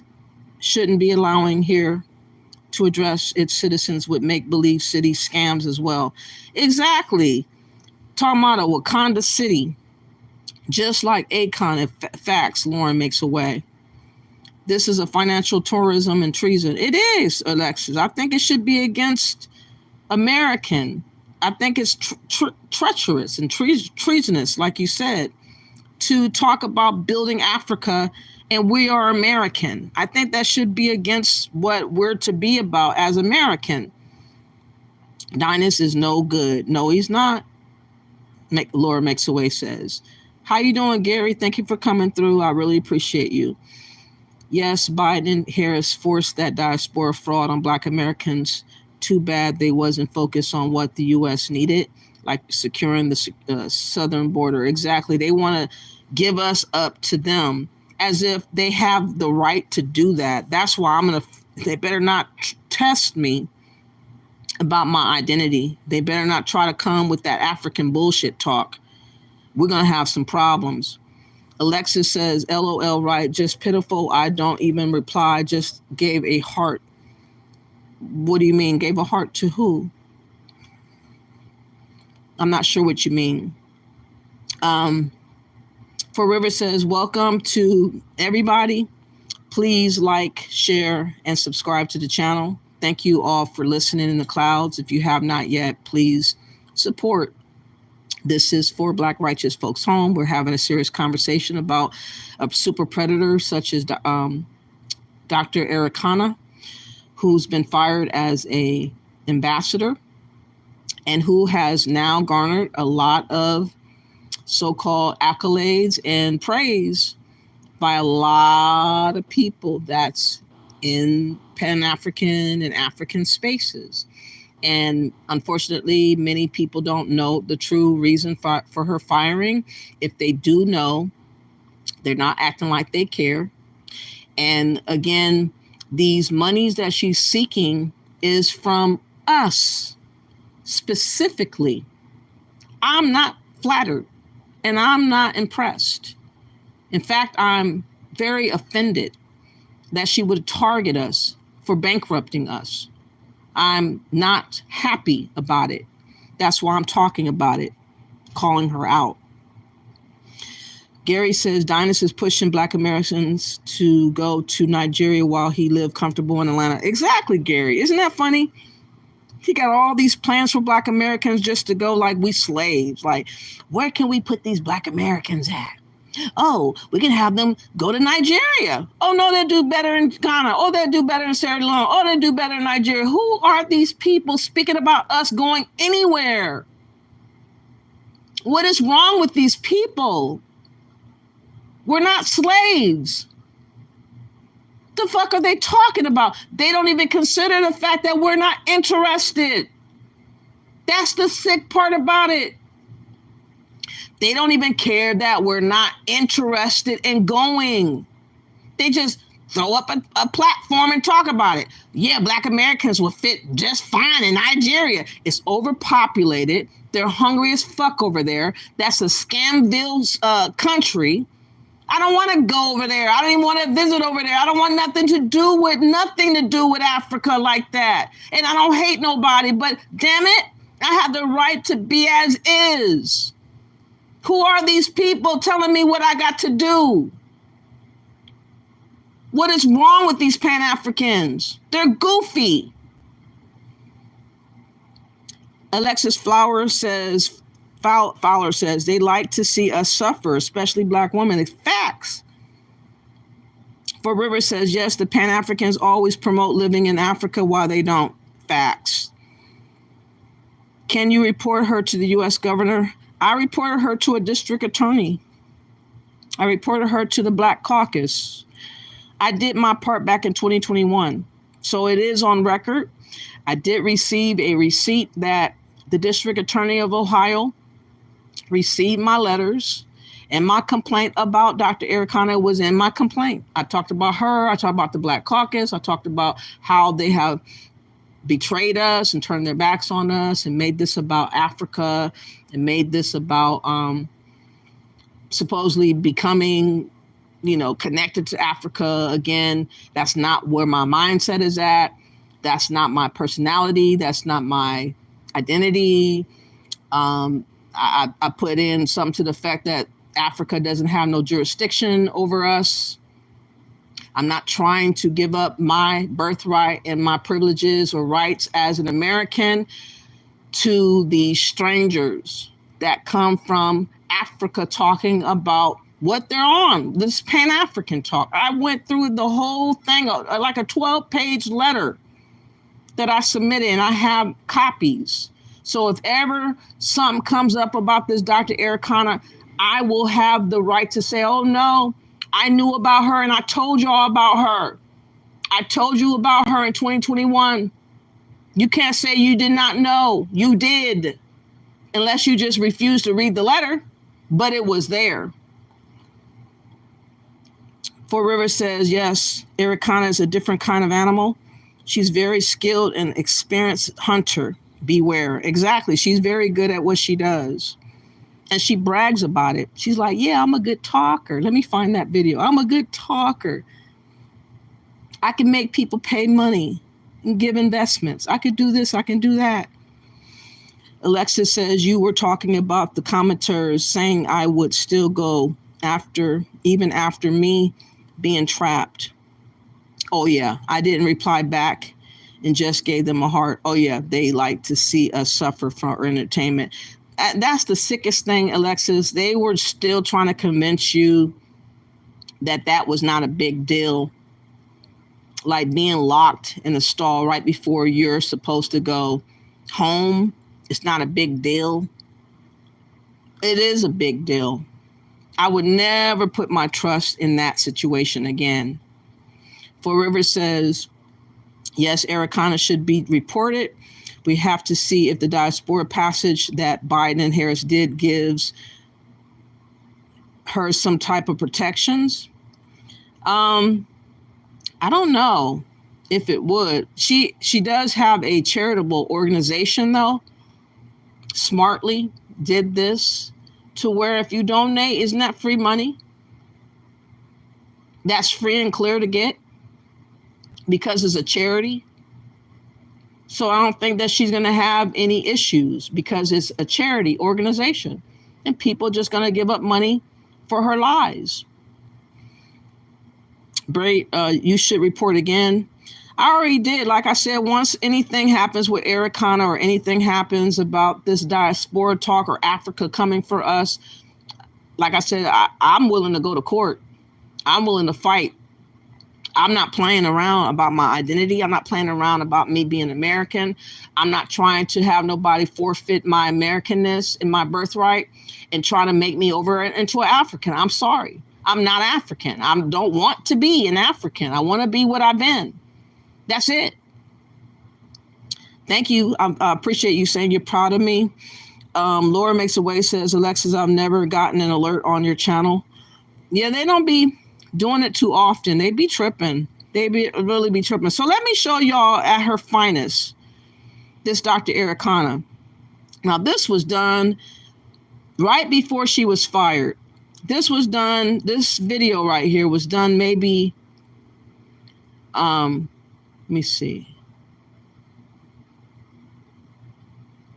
Maybe 4 or 5 months before she got fired. So I want you to hear a little clip of what she says right here. And everybody is so impressed by her. She has everybody attention. This is when she was the ambassador. And this is when she was ironically siphoning all this money with all these different entities that she made up. So she was in the mid of her prime, spilling her game, trying to mac right here. Adjustment, realization that we have something to offer, but they too have something to offer us.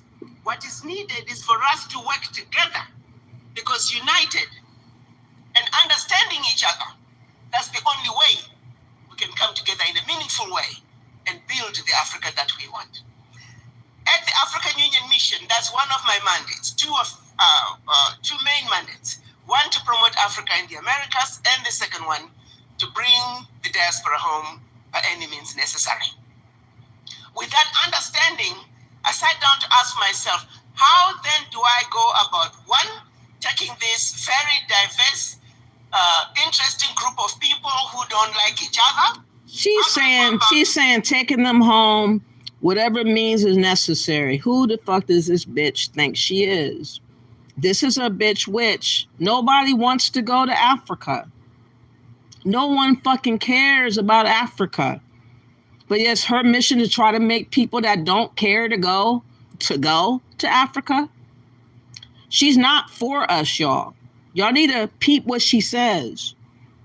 Bringing them together so we can go home.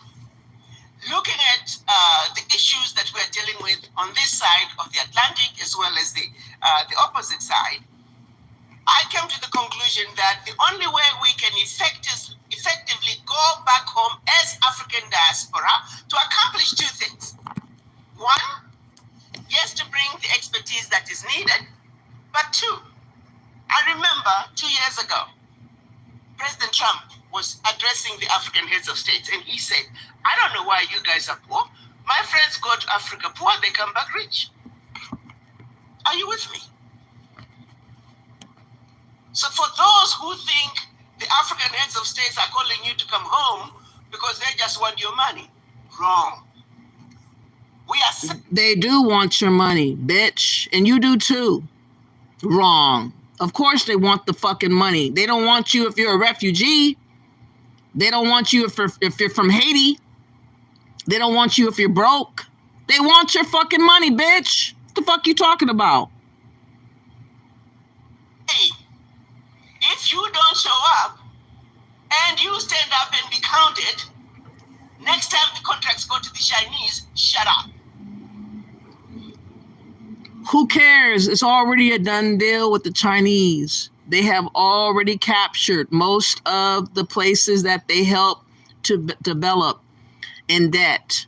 They have already captured Africa with debt. It's too late. She knows it. But she's speaking as if you get involved somehow, the Chinese are going to go away. They're going to disappear magically. She's just a liar.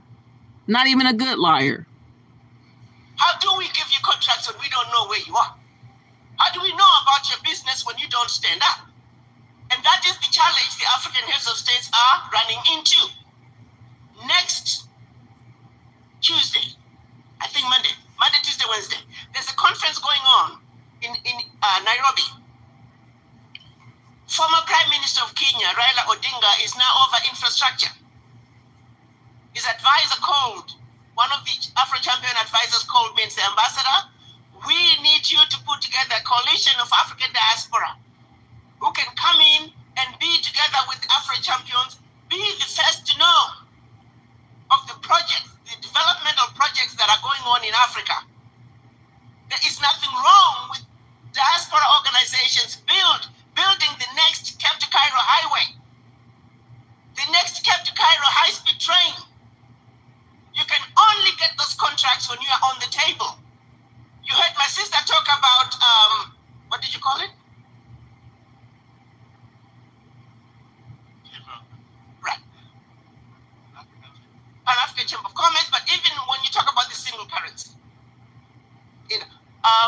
when we have,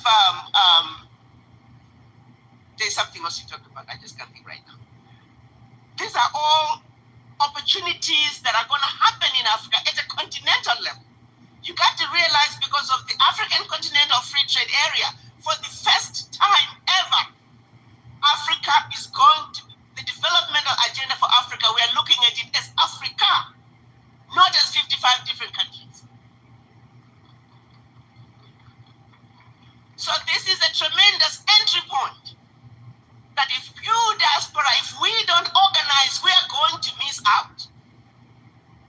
The heads of states are saying the diaspora must be in the front along with the Afro champions. They're wanting to create a space for us. We got our 22nd ratification, which is what we needed in order for implementation to begin, was 2 weeks ago. We are talking of a baby who has just been born. I want everybody to be clear about that. We are in a beautiful place to be on the driver's side, driver's seat of the agenda, developmental agenda for Africa. So please, if you hear anything else from me, this is the time for us to organize and stand up, and let's take Africa where Africa belongs on the world stage. But in the process, we're also helping ourselves. There is nothing wrong with you investing your money in Africa, coming back home to America and play golf like they do. That's what we want you to do. So don't look at it any other way. It's a win-win situation. So with that in mind, in Washington, we set out to then say, where do we begin? Fortunately for us, first it was the president of Zambia. He stood up and he gave us 135 hectares of land, which is about 300 acres. And when the president of Zimbabwe heard about the 135 hectares, he said, my sister, why are they giving you 135 acres? Zambia has a lot of land. He said, you see, Victoria Falls, for those of you who don't know Victoria Falls, Google it, it's a beautiful place. It's one of the best tourist destinations in Africa. He said, Victoria Falls is like a woman. When you're looking at her from the Zambian side, you're looking at her back. But when you're looking at her from Zimbabwe, the choice is yours, which view you want. So he proceeded to give us 2,000 hectares. So we have been offered 2,000 hectares of land on the Zimbabwe side of Victoria Falls along the Zambezi River. Prime location. There, ladies and gentlemen, we, the African diaspora, in collaboration with our brothers and sisters on the continent, we are going to build our first, our very own Wakanda.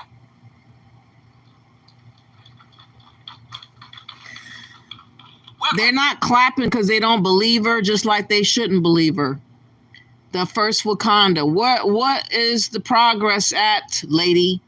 Since 2019, you've been talking about Wakanda. Where is this process in progress at? African Diaspora Centers of Excellence. Why are we building Wakanda?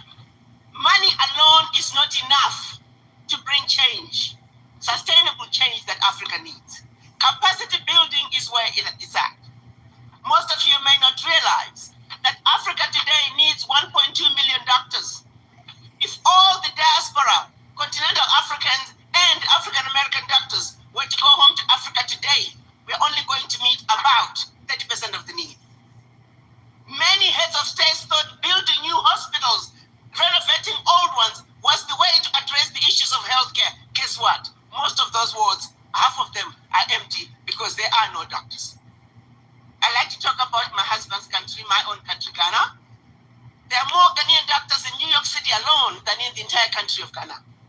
So when diaspora start complaining about, my mother was trying to go to the doctor, I said, because you're here.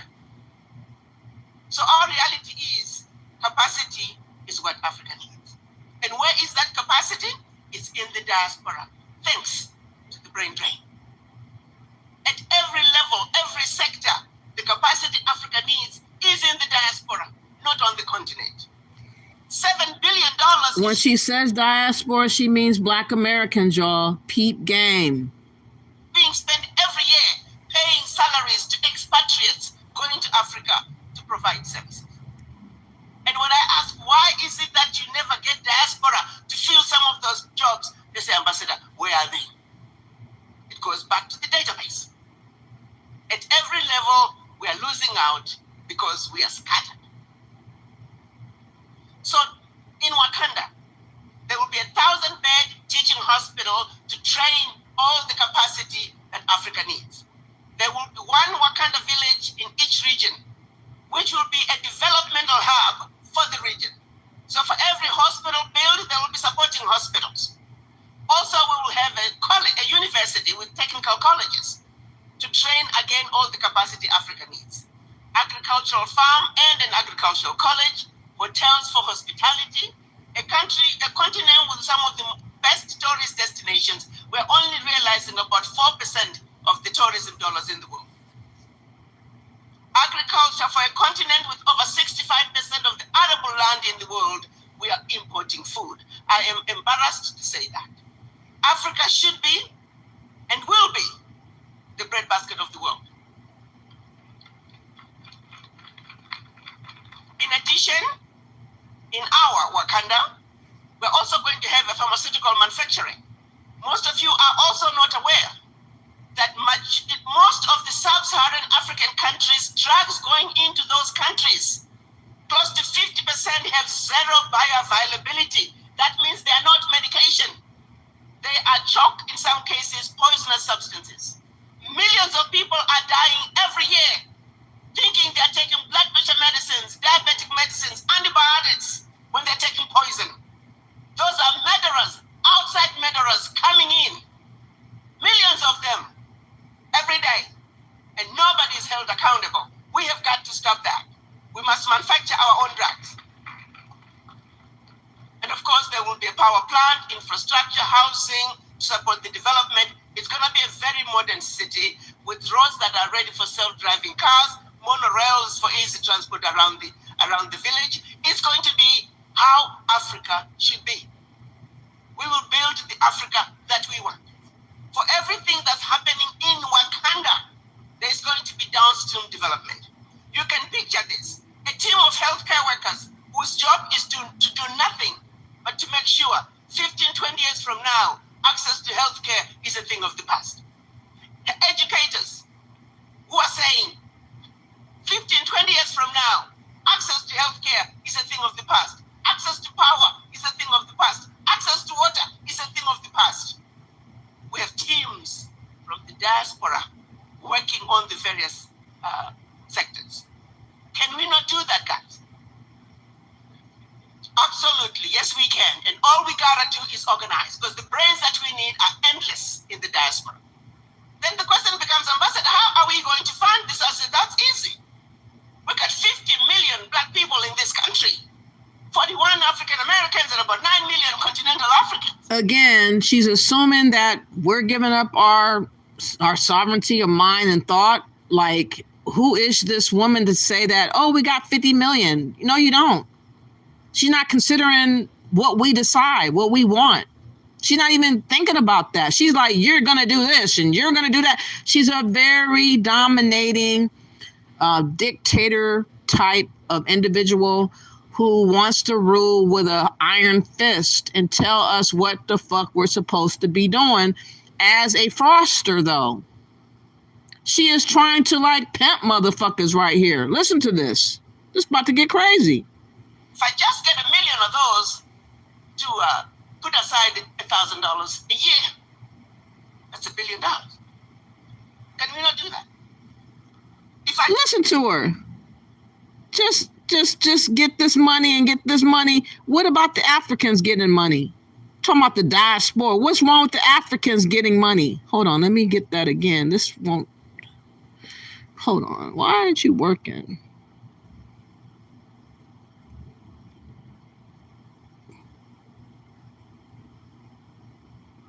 There we go. God damn. You're going to fund this? I said, that's easy. Look at 50 million black people in this country. 41 African Americans and about. She said, who's going to fund this? Oh, that's easy. The African diaspora. Are you the African diaspora black Americans? No. 9 million continental Africans. If I just get 1 million of those to put aside $1,000 a year, that's $1 billion. Can we not do that? If $200 a year. And we got $1 billion. And we take that money, we leverage it, and just keep it in the account. Don't touch it, just leverage it. She says, don't touch it. Come on now. Who's not going to touch the money? Come on now. Who, after being fired for fraud, for siphoning money, she's most certainly not going to be leaving the money alone. But let her tell it. Not put another penny.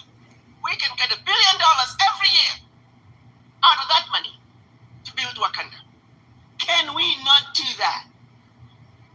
Can I get an amen? Amen.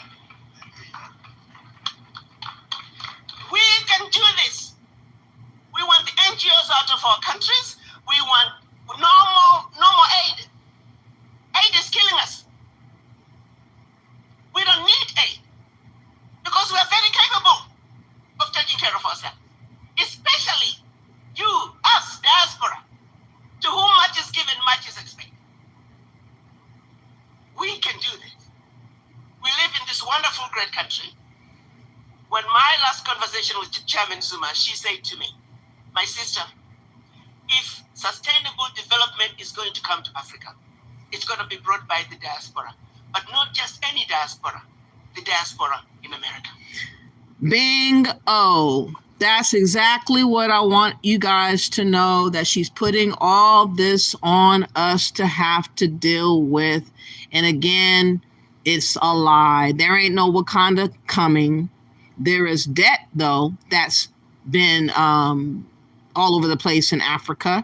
They're looking for little debt slaves to help pay back their debt. And that's why they're acting as if we got this money for them, that it ain't nothing but a chicken wing for us to give $5 billion a year. Lord have mercy. Let me see what you guys are saying. Happy Juneteenth, by the way. For those that don't know, I guess today is Juneteenth. So for whoever celebrates it, happy Juneteenth. I hope that you guys will be safe. Please be wary of crowds because people are being stupid out here, shooting and carrying on in crowds. Just be careful. Let me see. Where was I?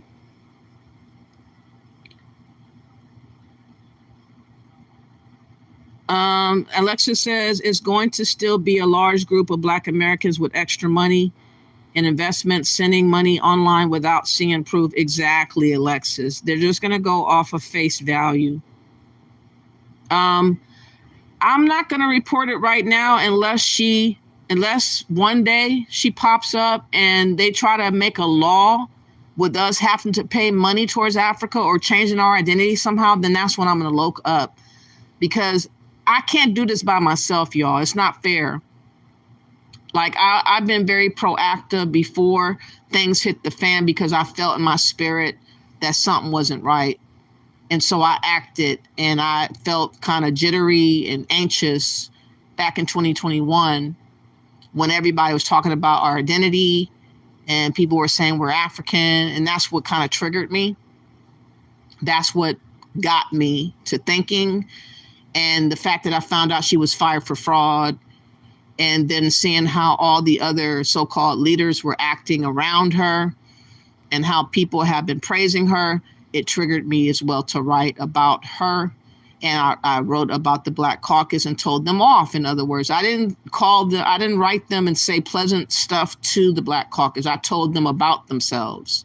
I told them how they have turned their backs on us, and now they've turned into an immigration organization, that they're not for Black Americans at all, and that they're not doing their job. Four Rivers says the UK has asked African countries to take in some of the African refugees. All of them refuse except Rwanda. But most refugees don't want to go there. Exactly, Four Rivers. Like, they said that they're having such a rough time where they're coming from, but they don't want to go to Rwanda. Everybody wants to come to America, replace us. Alexis says, you have to make sure you press all notification bells. Yes, please check and hit the bell notification again, because it does get off sometimes, and even your subscription sometimes can get taken away somehow. You have to recheck sometimes. Please like and share this video. I would greatly appreciate it. Laura Makes a Way says they are going whether they like it or not. That's what she says. You're going whether you like it or not. Under any circumstance, under any means necessary. That's what I'm saying. Like, this woman's not for us. She is actually trying to force us to do something against our will. And that's her mindset. Force. Dictator. Like I said. For River says, yes, after you. Okay, I read that. Laura Makes a Way. They are also going to Romania and Albania. Oh my God, they are? Oh. I probably would want to go to maybe Albania if I had to choose. For River says, oh no, our Arikana is using Malcolm X by any means necessary terms to bring indigenous Black Americans to Africa. Exactly, For Rivers. And saying by any means necessary, we got to go to Africa. I can't stand her either. Laura Makes a Way. Y'all see why? Alexa says the plumbing alone would cost billions. This is a straight scam. It is. She needs to try and keep Africans from escaping or fleeing Africa, but she won't do that, Lynn. How you doing, Lynn? Thank you for coming through. You said, I can't stand that BBL wig she got on.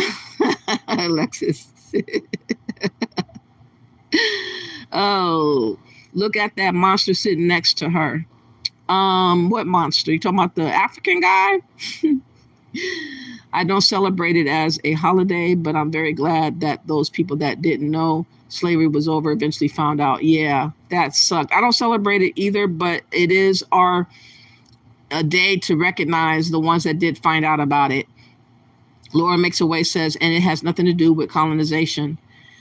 Lynn says, gather all the Africans that have escaped Africa. Exactly. Alexis says, why did Obama send missiles in Africa years ago? The U.S. will do anything to keep Africa down. Yeah, they will. Lynn says indigenous Black Americans are not part of any African diaspora. We are Americans.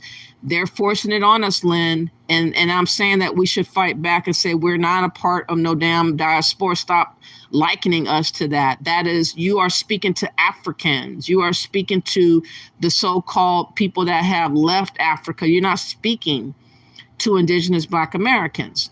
Please refrain from calling us the African diaspora because we reject any notion of that. We are not an African diaspora. We're not trying to go to Africa. We're not trying to build nothing in Africa. We are Americans worried about our life and our survival here in America. For River says, dear Dr. Arikana, please address all the Africans that have left Africa and have become educated and successful, not the indigenous Black Americans, and stop saying Wakanda, which is said to be a Native American word. That's what I heard. Zimbabwe is a starving nation. She's trying to build up her country because it's finished. I'm pretty sure she wants to do something versus help us out. You notice she ain't never said about helping any of us out in America. She's never talked about the hood. She's never talked about the struggling mothers that have kids on their own. She hasn't talked about what is plaguing our community and what we need help on. No, everybody thinks we're expendable. Everybody is looking at us like we're sacrifices for Africa. That's what they look at us as. They look at us as, what should I say? People to be sacrificed up to the gods for their betterment. Although it won't be bettering the people on the ground, it's going to only better the corrupt leaders as usual and put us in the same predicament as all the other melanated people around the globe once we're bankrupt. And that's what they're trying to do, bankrupt us. In my opinion, they're trying to bankrupt us. You said, Alexis says, I'm not trying to be around for more incidents. Remember when a drone in Nigeria killed like 70 people in a village by accident? Yeah, I remember that. They can do that to Black Americans in a micro village. Oh, yeah, you're right about that. I can't remember when that happened, but that was probably a year ago. Yeah, I did report on it. Yup, about a year ago. Alexis also says, yeah, we're already in the Wakanda, Lynn. Exactly. Alexis says, so why not build with the money she already has and start living little by little? Because she wants our money. She wants our money to pay back that debt that she borrowed. She wants our money to become debt slaves towards Africa. And she wants us to be involved in Africa like we're slaves. That's what it is. What they figure, all those Black Americans, they built the greatest country in America. We need to utilize those people to help build over here now. That's how they look at us. They don't care about our outcomes.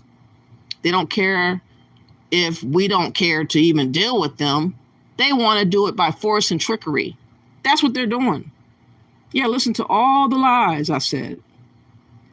She can't. She already spent it. I doubt she spent it, but she wants to keep the money flowing. Alexis says she should just beg the Chinese for more loans and leave us alone. Most Black Americans don't like Africa and would never go. Exactly. Lynn says she wants Black Americans' money and she wants us to suffer with Africans. Africa is Europeans' testing ground. Exactly. She wants us not to have a leg up. You got the imagery of what I have of her Lynn. She doesn't want us to have a leg up.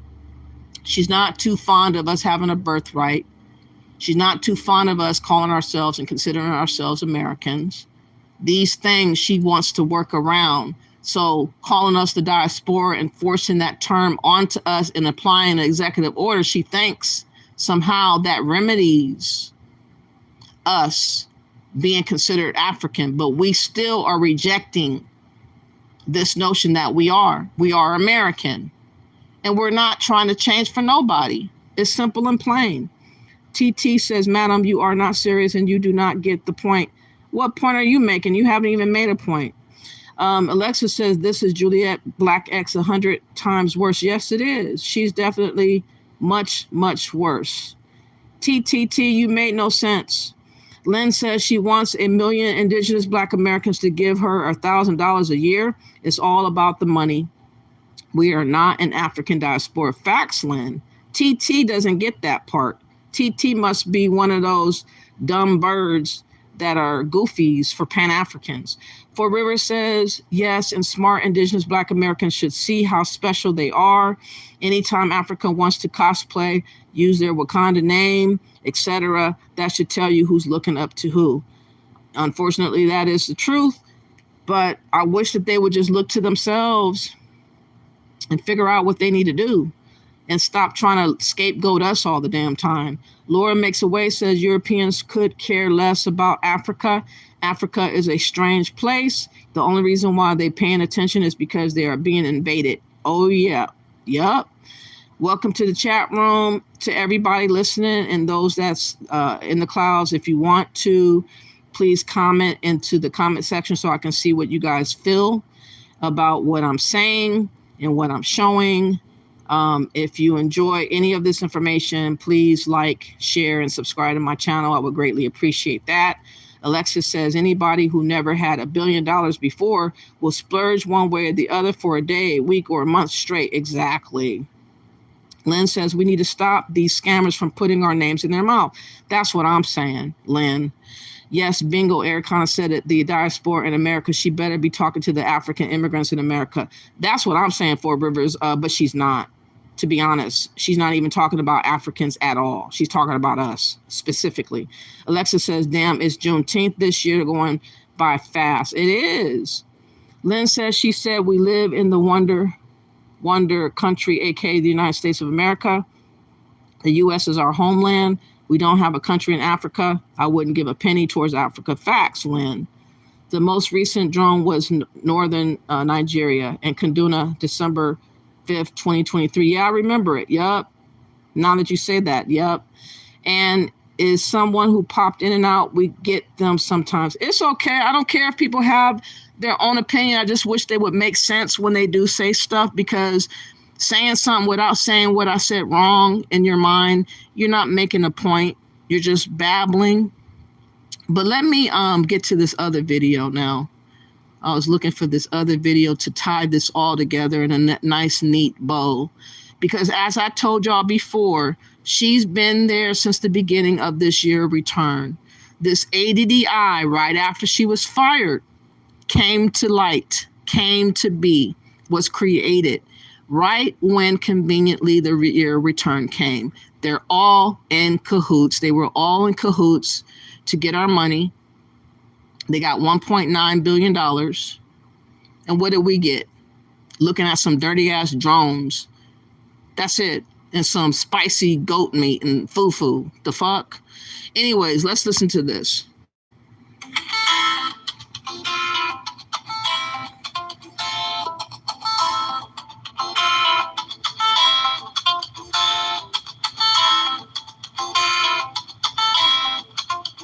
That the most important consequences of all the activity we're here to initiate is that together on both sides of the Atlantic, we will work together to make sure that never again. That's her husband. That was her husband y'all just seen a picture of.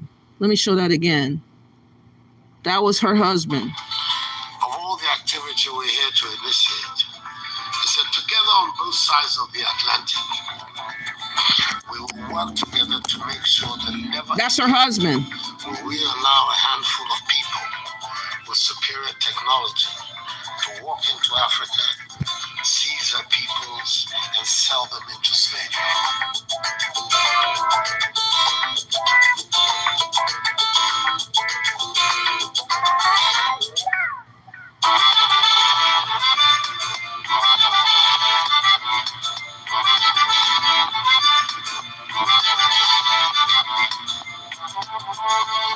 The President of the Republic of Ghana's historic declaration of 2019 as the year of return has made Ghana the go-to African destination for travel and cultural connections.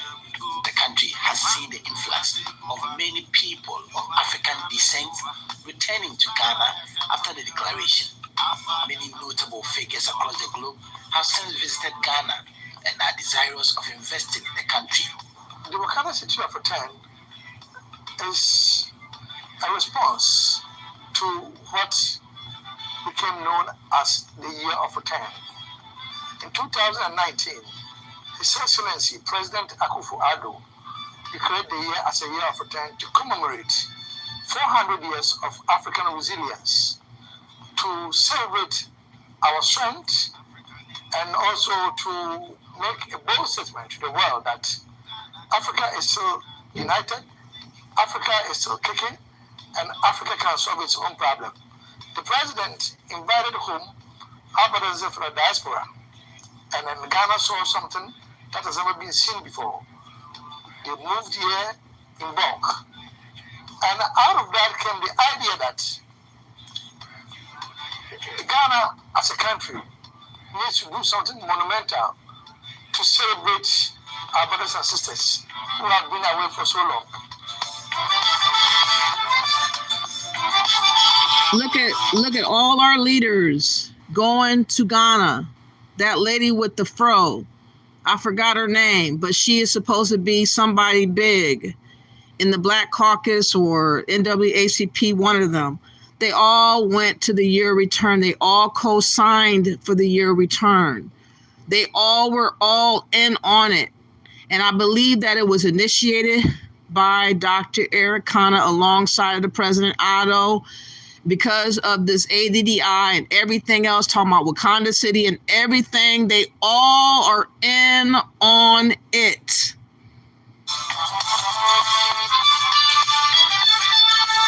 So this city, what that we call the Wakanda City of Return, we welcome our brothers and sisters back home as kings and queens.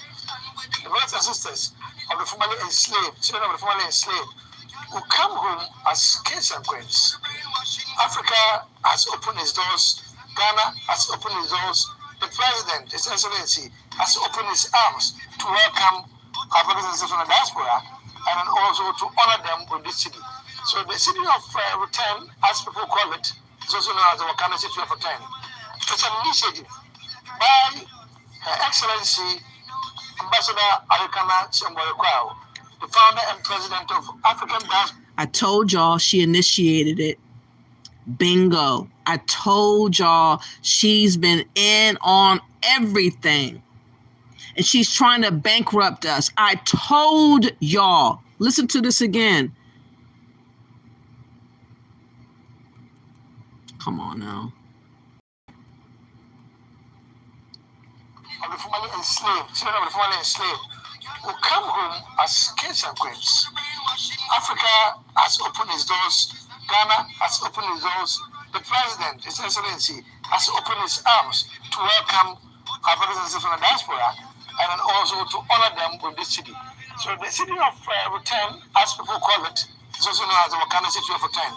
It's an initiative by Her Excellency Ambassador Arikana, the founder and president of African Diaspora Development Institute. ADDI is bent on telling the African story. ADDI is bent on highlighting Africa's contribution towards global civilization. Using this Wakanda City of Return as a key example, as something that we can touch, we can feel, to know that 400 years has gone, it has affected Africa, its psyche, its physical development, and has dispersed us in numerous ways that has really affected us negatively. But in spite of all that, we can come together to solve our problems. We can come together to carve our own part. We can come together to build something futuristic. Again, what problems are they solving for us when we live in America and we only care about what is going on with us in America? What problems can you solve when you're trying to just take money from us and take money from us and take money from us? Where is the problem solving at? They're only solving problems for themselves, becoming rich off of us and bankrupting us. They are deliberately, listen to me, anyone that's doubtful, they are deliberately bankrupting us. And once we're bankrupt and we don't have a leg up to stand on, they're going to turn up the fire and force us to do stuff against our will. They want to break us first before they can do that. That's why they keep saying, y'all need to invest, y'all need to build, y'all need to try, y'all need to fly, y'all. And look at the consequences of them trying. Scams, loss of money, loss of resources, loss of lifetime savings, retirement savings, this and that and the other. It's going to keep on happening until we're down. It's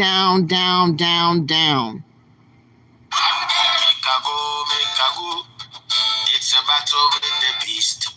Take your shield, here we go. And trust me, most Africans not going to bat an eye if we do become destituted, because they'll be like, join the festivities of what's been going on in Africa, what's been going on around the world, what's been going on in Haiti. They're not going to care about you, Black American. That's why you need to care about you first, because ain't nobody here to protect you.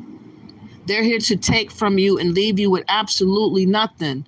The likes of Dr. Arikana, a super predator. I'm telling y'all, this is what I know. Beyond the return agenda is even spawning numerous small individual and collective development initiatives. However, the Wakanda City of Return, a smart city that is to be built in the central region, represents a true legacy project of such a transformative scope. Following that, the African Diaspora Development Initiative has become the bridge between the African diaspora and Africa. I'm a human being in Africa. Their mission is to mobilize the African diaspora to participate in the development of Africa. Ambassador Arikana is the president and founder of the African Development Institute. The Wakanda concept came with the realization that in order for us to build a sustainable Africa, there is a need for capacity building. You cannot start without a foundation for capacity building. It's just that simple. There's no point in saying we're building Wakanda, then we go to the Chinese for the expertise. It defeats the whole purpose. So the Wakanda City of Return is our way of saying, as diaspora with a lot of expertise in every area that you can imagine, why don't we have a city that we can build that is a prototype of the Africa that we want? An Africa that's going to be very futuristic, a city that hasn't been built on Earth. The reason being, that is the Africa that works. The Wakanda City of Return is where we are saying education is going to be the pillar of everything that we do. The city itself is going to be anchored on capacity building. Because we're very clear that even if all the engineers, diaspora engineers, were to go to Africa today, we don't have enough capacity. If all the medical doctors in the diaspora were to go to Africa today, we still don't have enough doctors. If all the educators in the diaspora were to go to Africa today, we still don't have enough professors and teachers in high schools and grade schools. Most people are totally unaware of this basic fundamental fact. Wakanda City of Return is saying we have phases of the construction of this city, but everything is going to be anchored on building the capacity that is needed for us to truly build the Africa that we want. And for those that are confused about her not knowing Melvin Foote, the one that I showcased, let me show y'all a video where she introduced him for some type of award or something. Just to let y'all know, she's talking about the same Melvin Foote that I am talking about. Hold on, which way is this?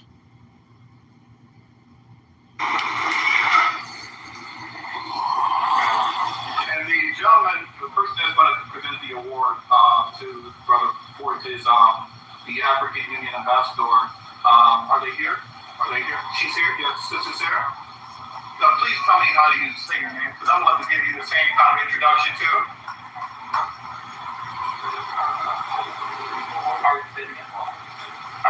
Arikana. Good morning. Did I get it right? Yes, I did. Thank you very much. And you're going to present this brother this award. Thank you very much.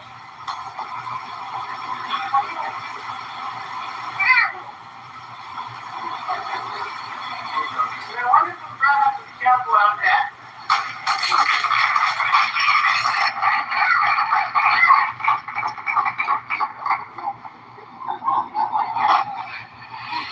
Will does not like to get pictures, as you can see. Okay, I need a PowerPoint. Where's my PowerPoint?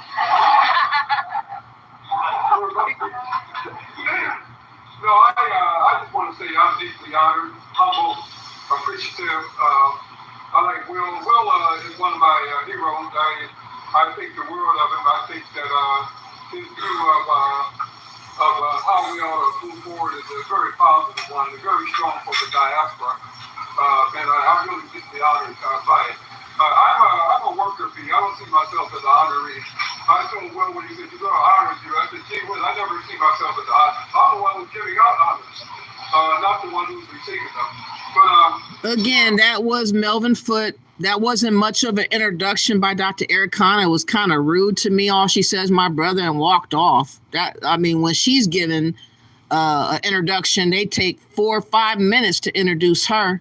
So she didn't really give him much of a introduction at all. So she really thinks of herself very high and mighty. And that's what I'm saying about these super predators are definitely been sent to destroy us. And they're taking our weakness and our kindness and our being naive for granted so that we, if we don't watch ourselves, we're going to get caught up in all these snares that they have set for us. And it's been done by design. Squeeze them out in America, break them in Africa, and then make them be like lost people, like refugees and destituted and asked out all over the place. That's the position that they both are on an agreement about. And Dr. Arikana is trying to ensure that we just keep pumping our money out and giving it away to her for free.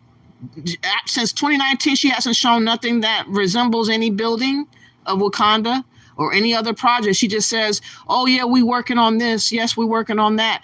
Yeah, believe me, just keep sending that money. Just keep sending money. And these people just really don't care about what is going to happen to us when it's all said and done.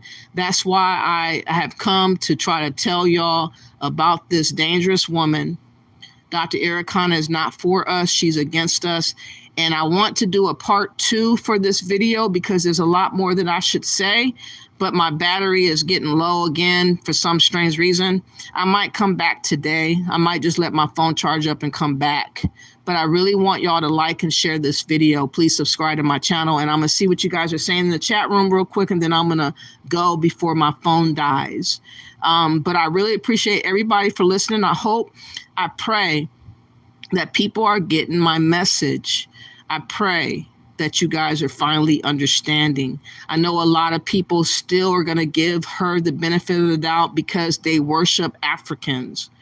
And those people are very unfortunate that they have to be that way. But anyways, it is someone who popped in and out. We get them sometimes. Okay, nasty goat meaning foo-foo. Yeah, speaking of which, I'm going to show y'all this funny video right here before I forget. It's this funny video of this YouTuber that tried out Nigerian food for the first time. Watch this real quick for comedy relief. We're cooked. So you know how it gets like real sticky?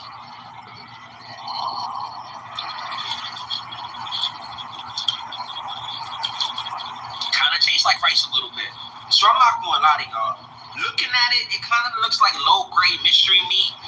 Like, I think it's the restaurant that I went to. But we definitely gonna try it. So how you're supposed to do what they say is, you're supposed to grab a chunk of fufu, you put your hands in it, you grab the chicken with the fufu. You feel me? Make sure I get all that peanut butter sauce up on it. This is what it's looking like.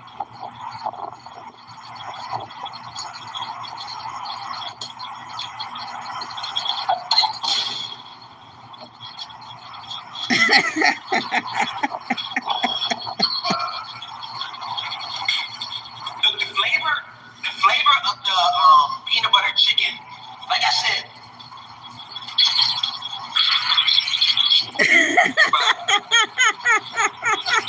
We gonna have to review something else. So I'm gonna try fufu again, y'all. You know what I'm saying? Y'all know people came for him after seeing that. They really were coming for him. Like he slapped their newborn baby or something. It was hella funny, but that was hilarious. Anyways, let me see what you guys are saying.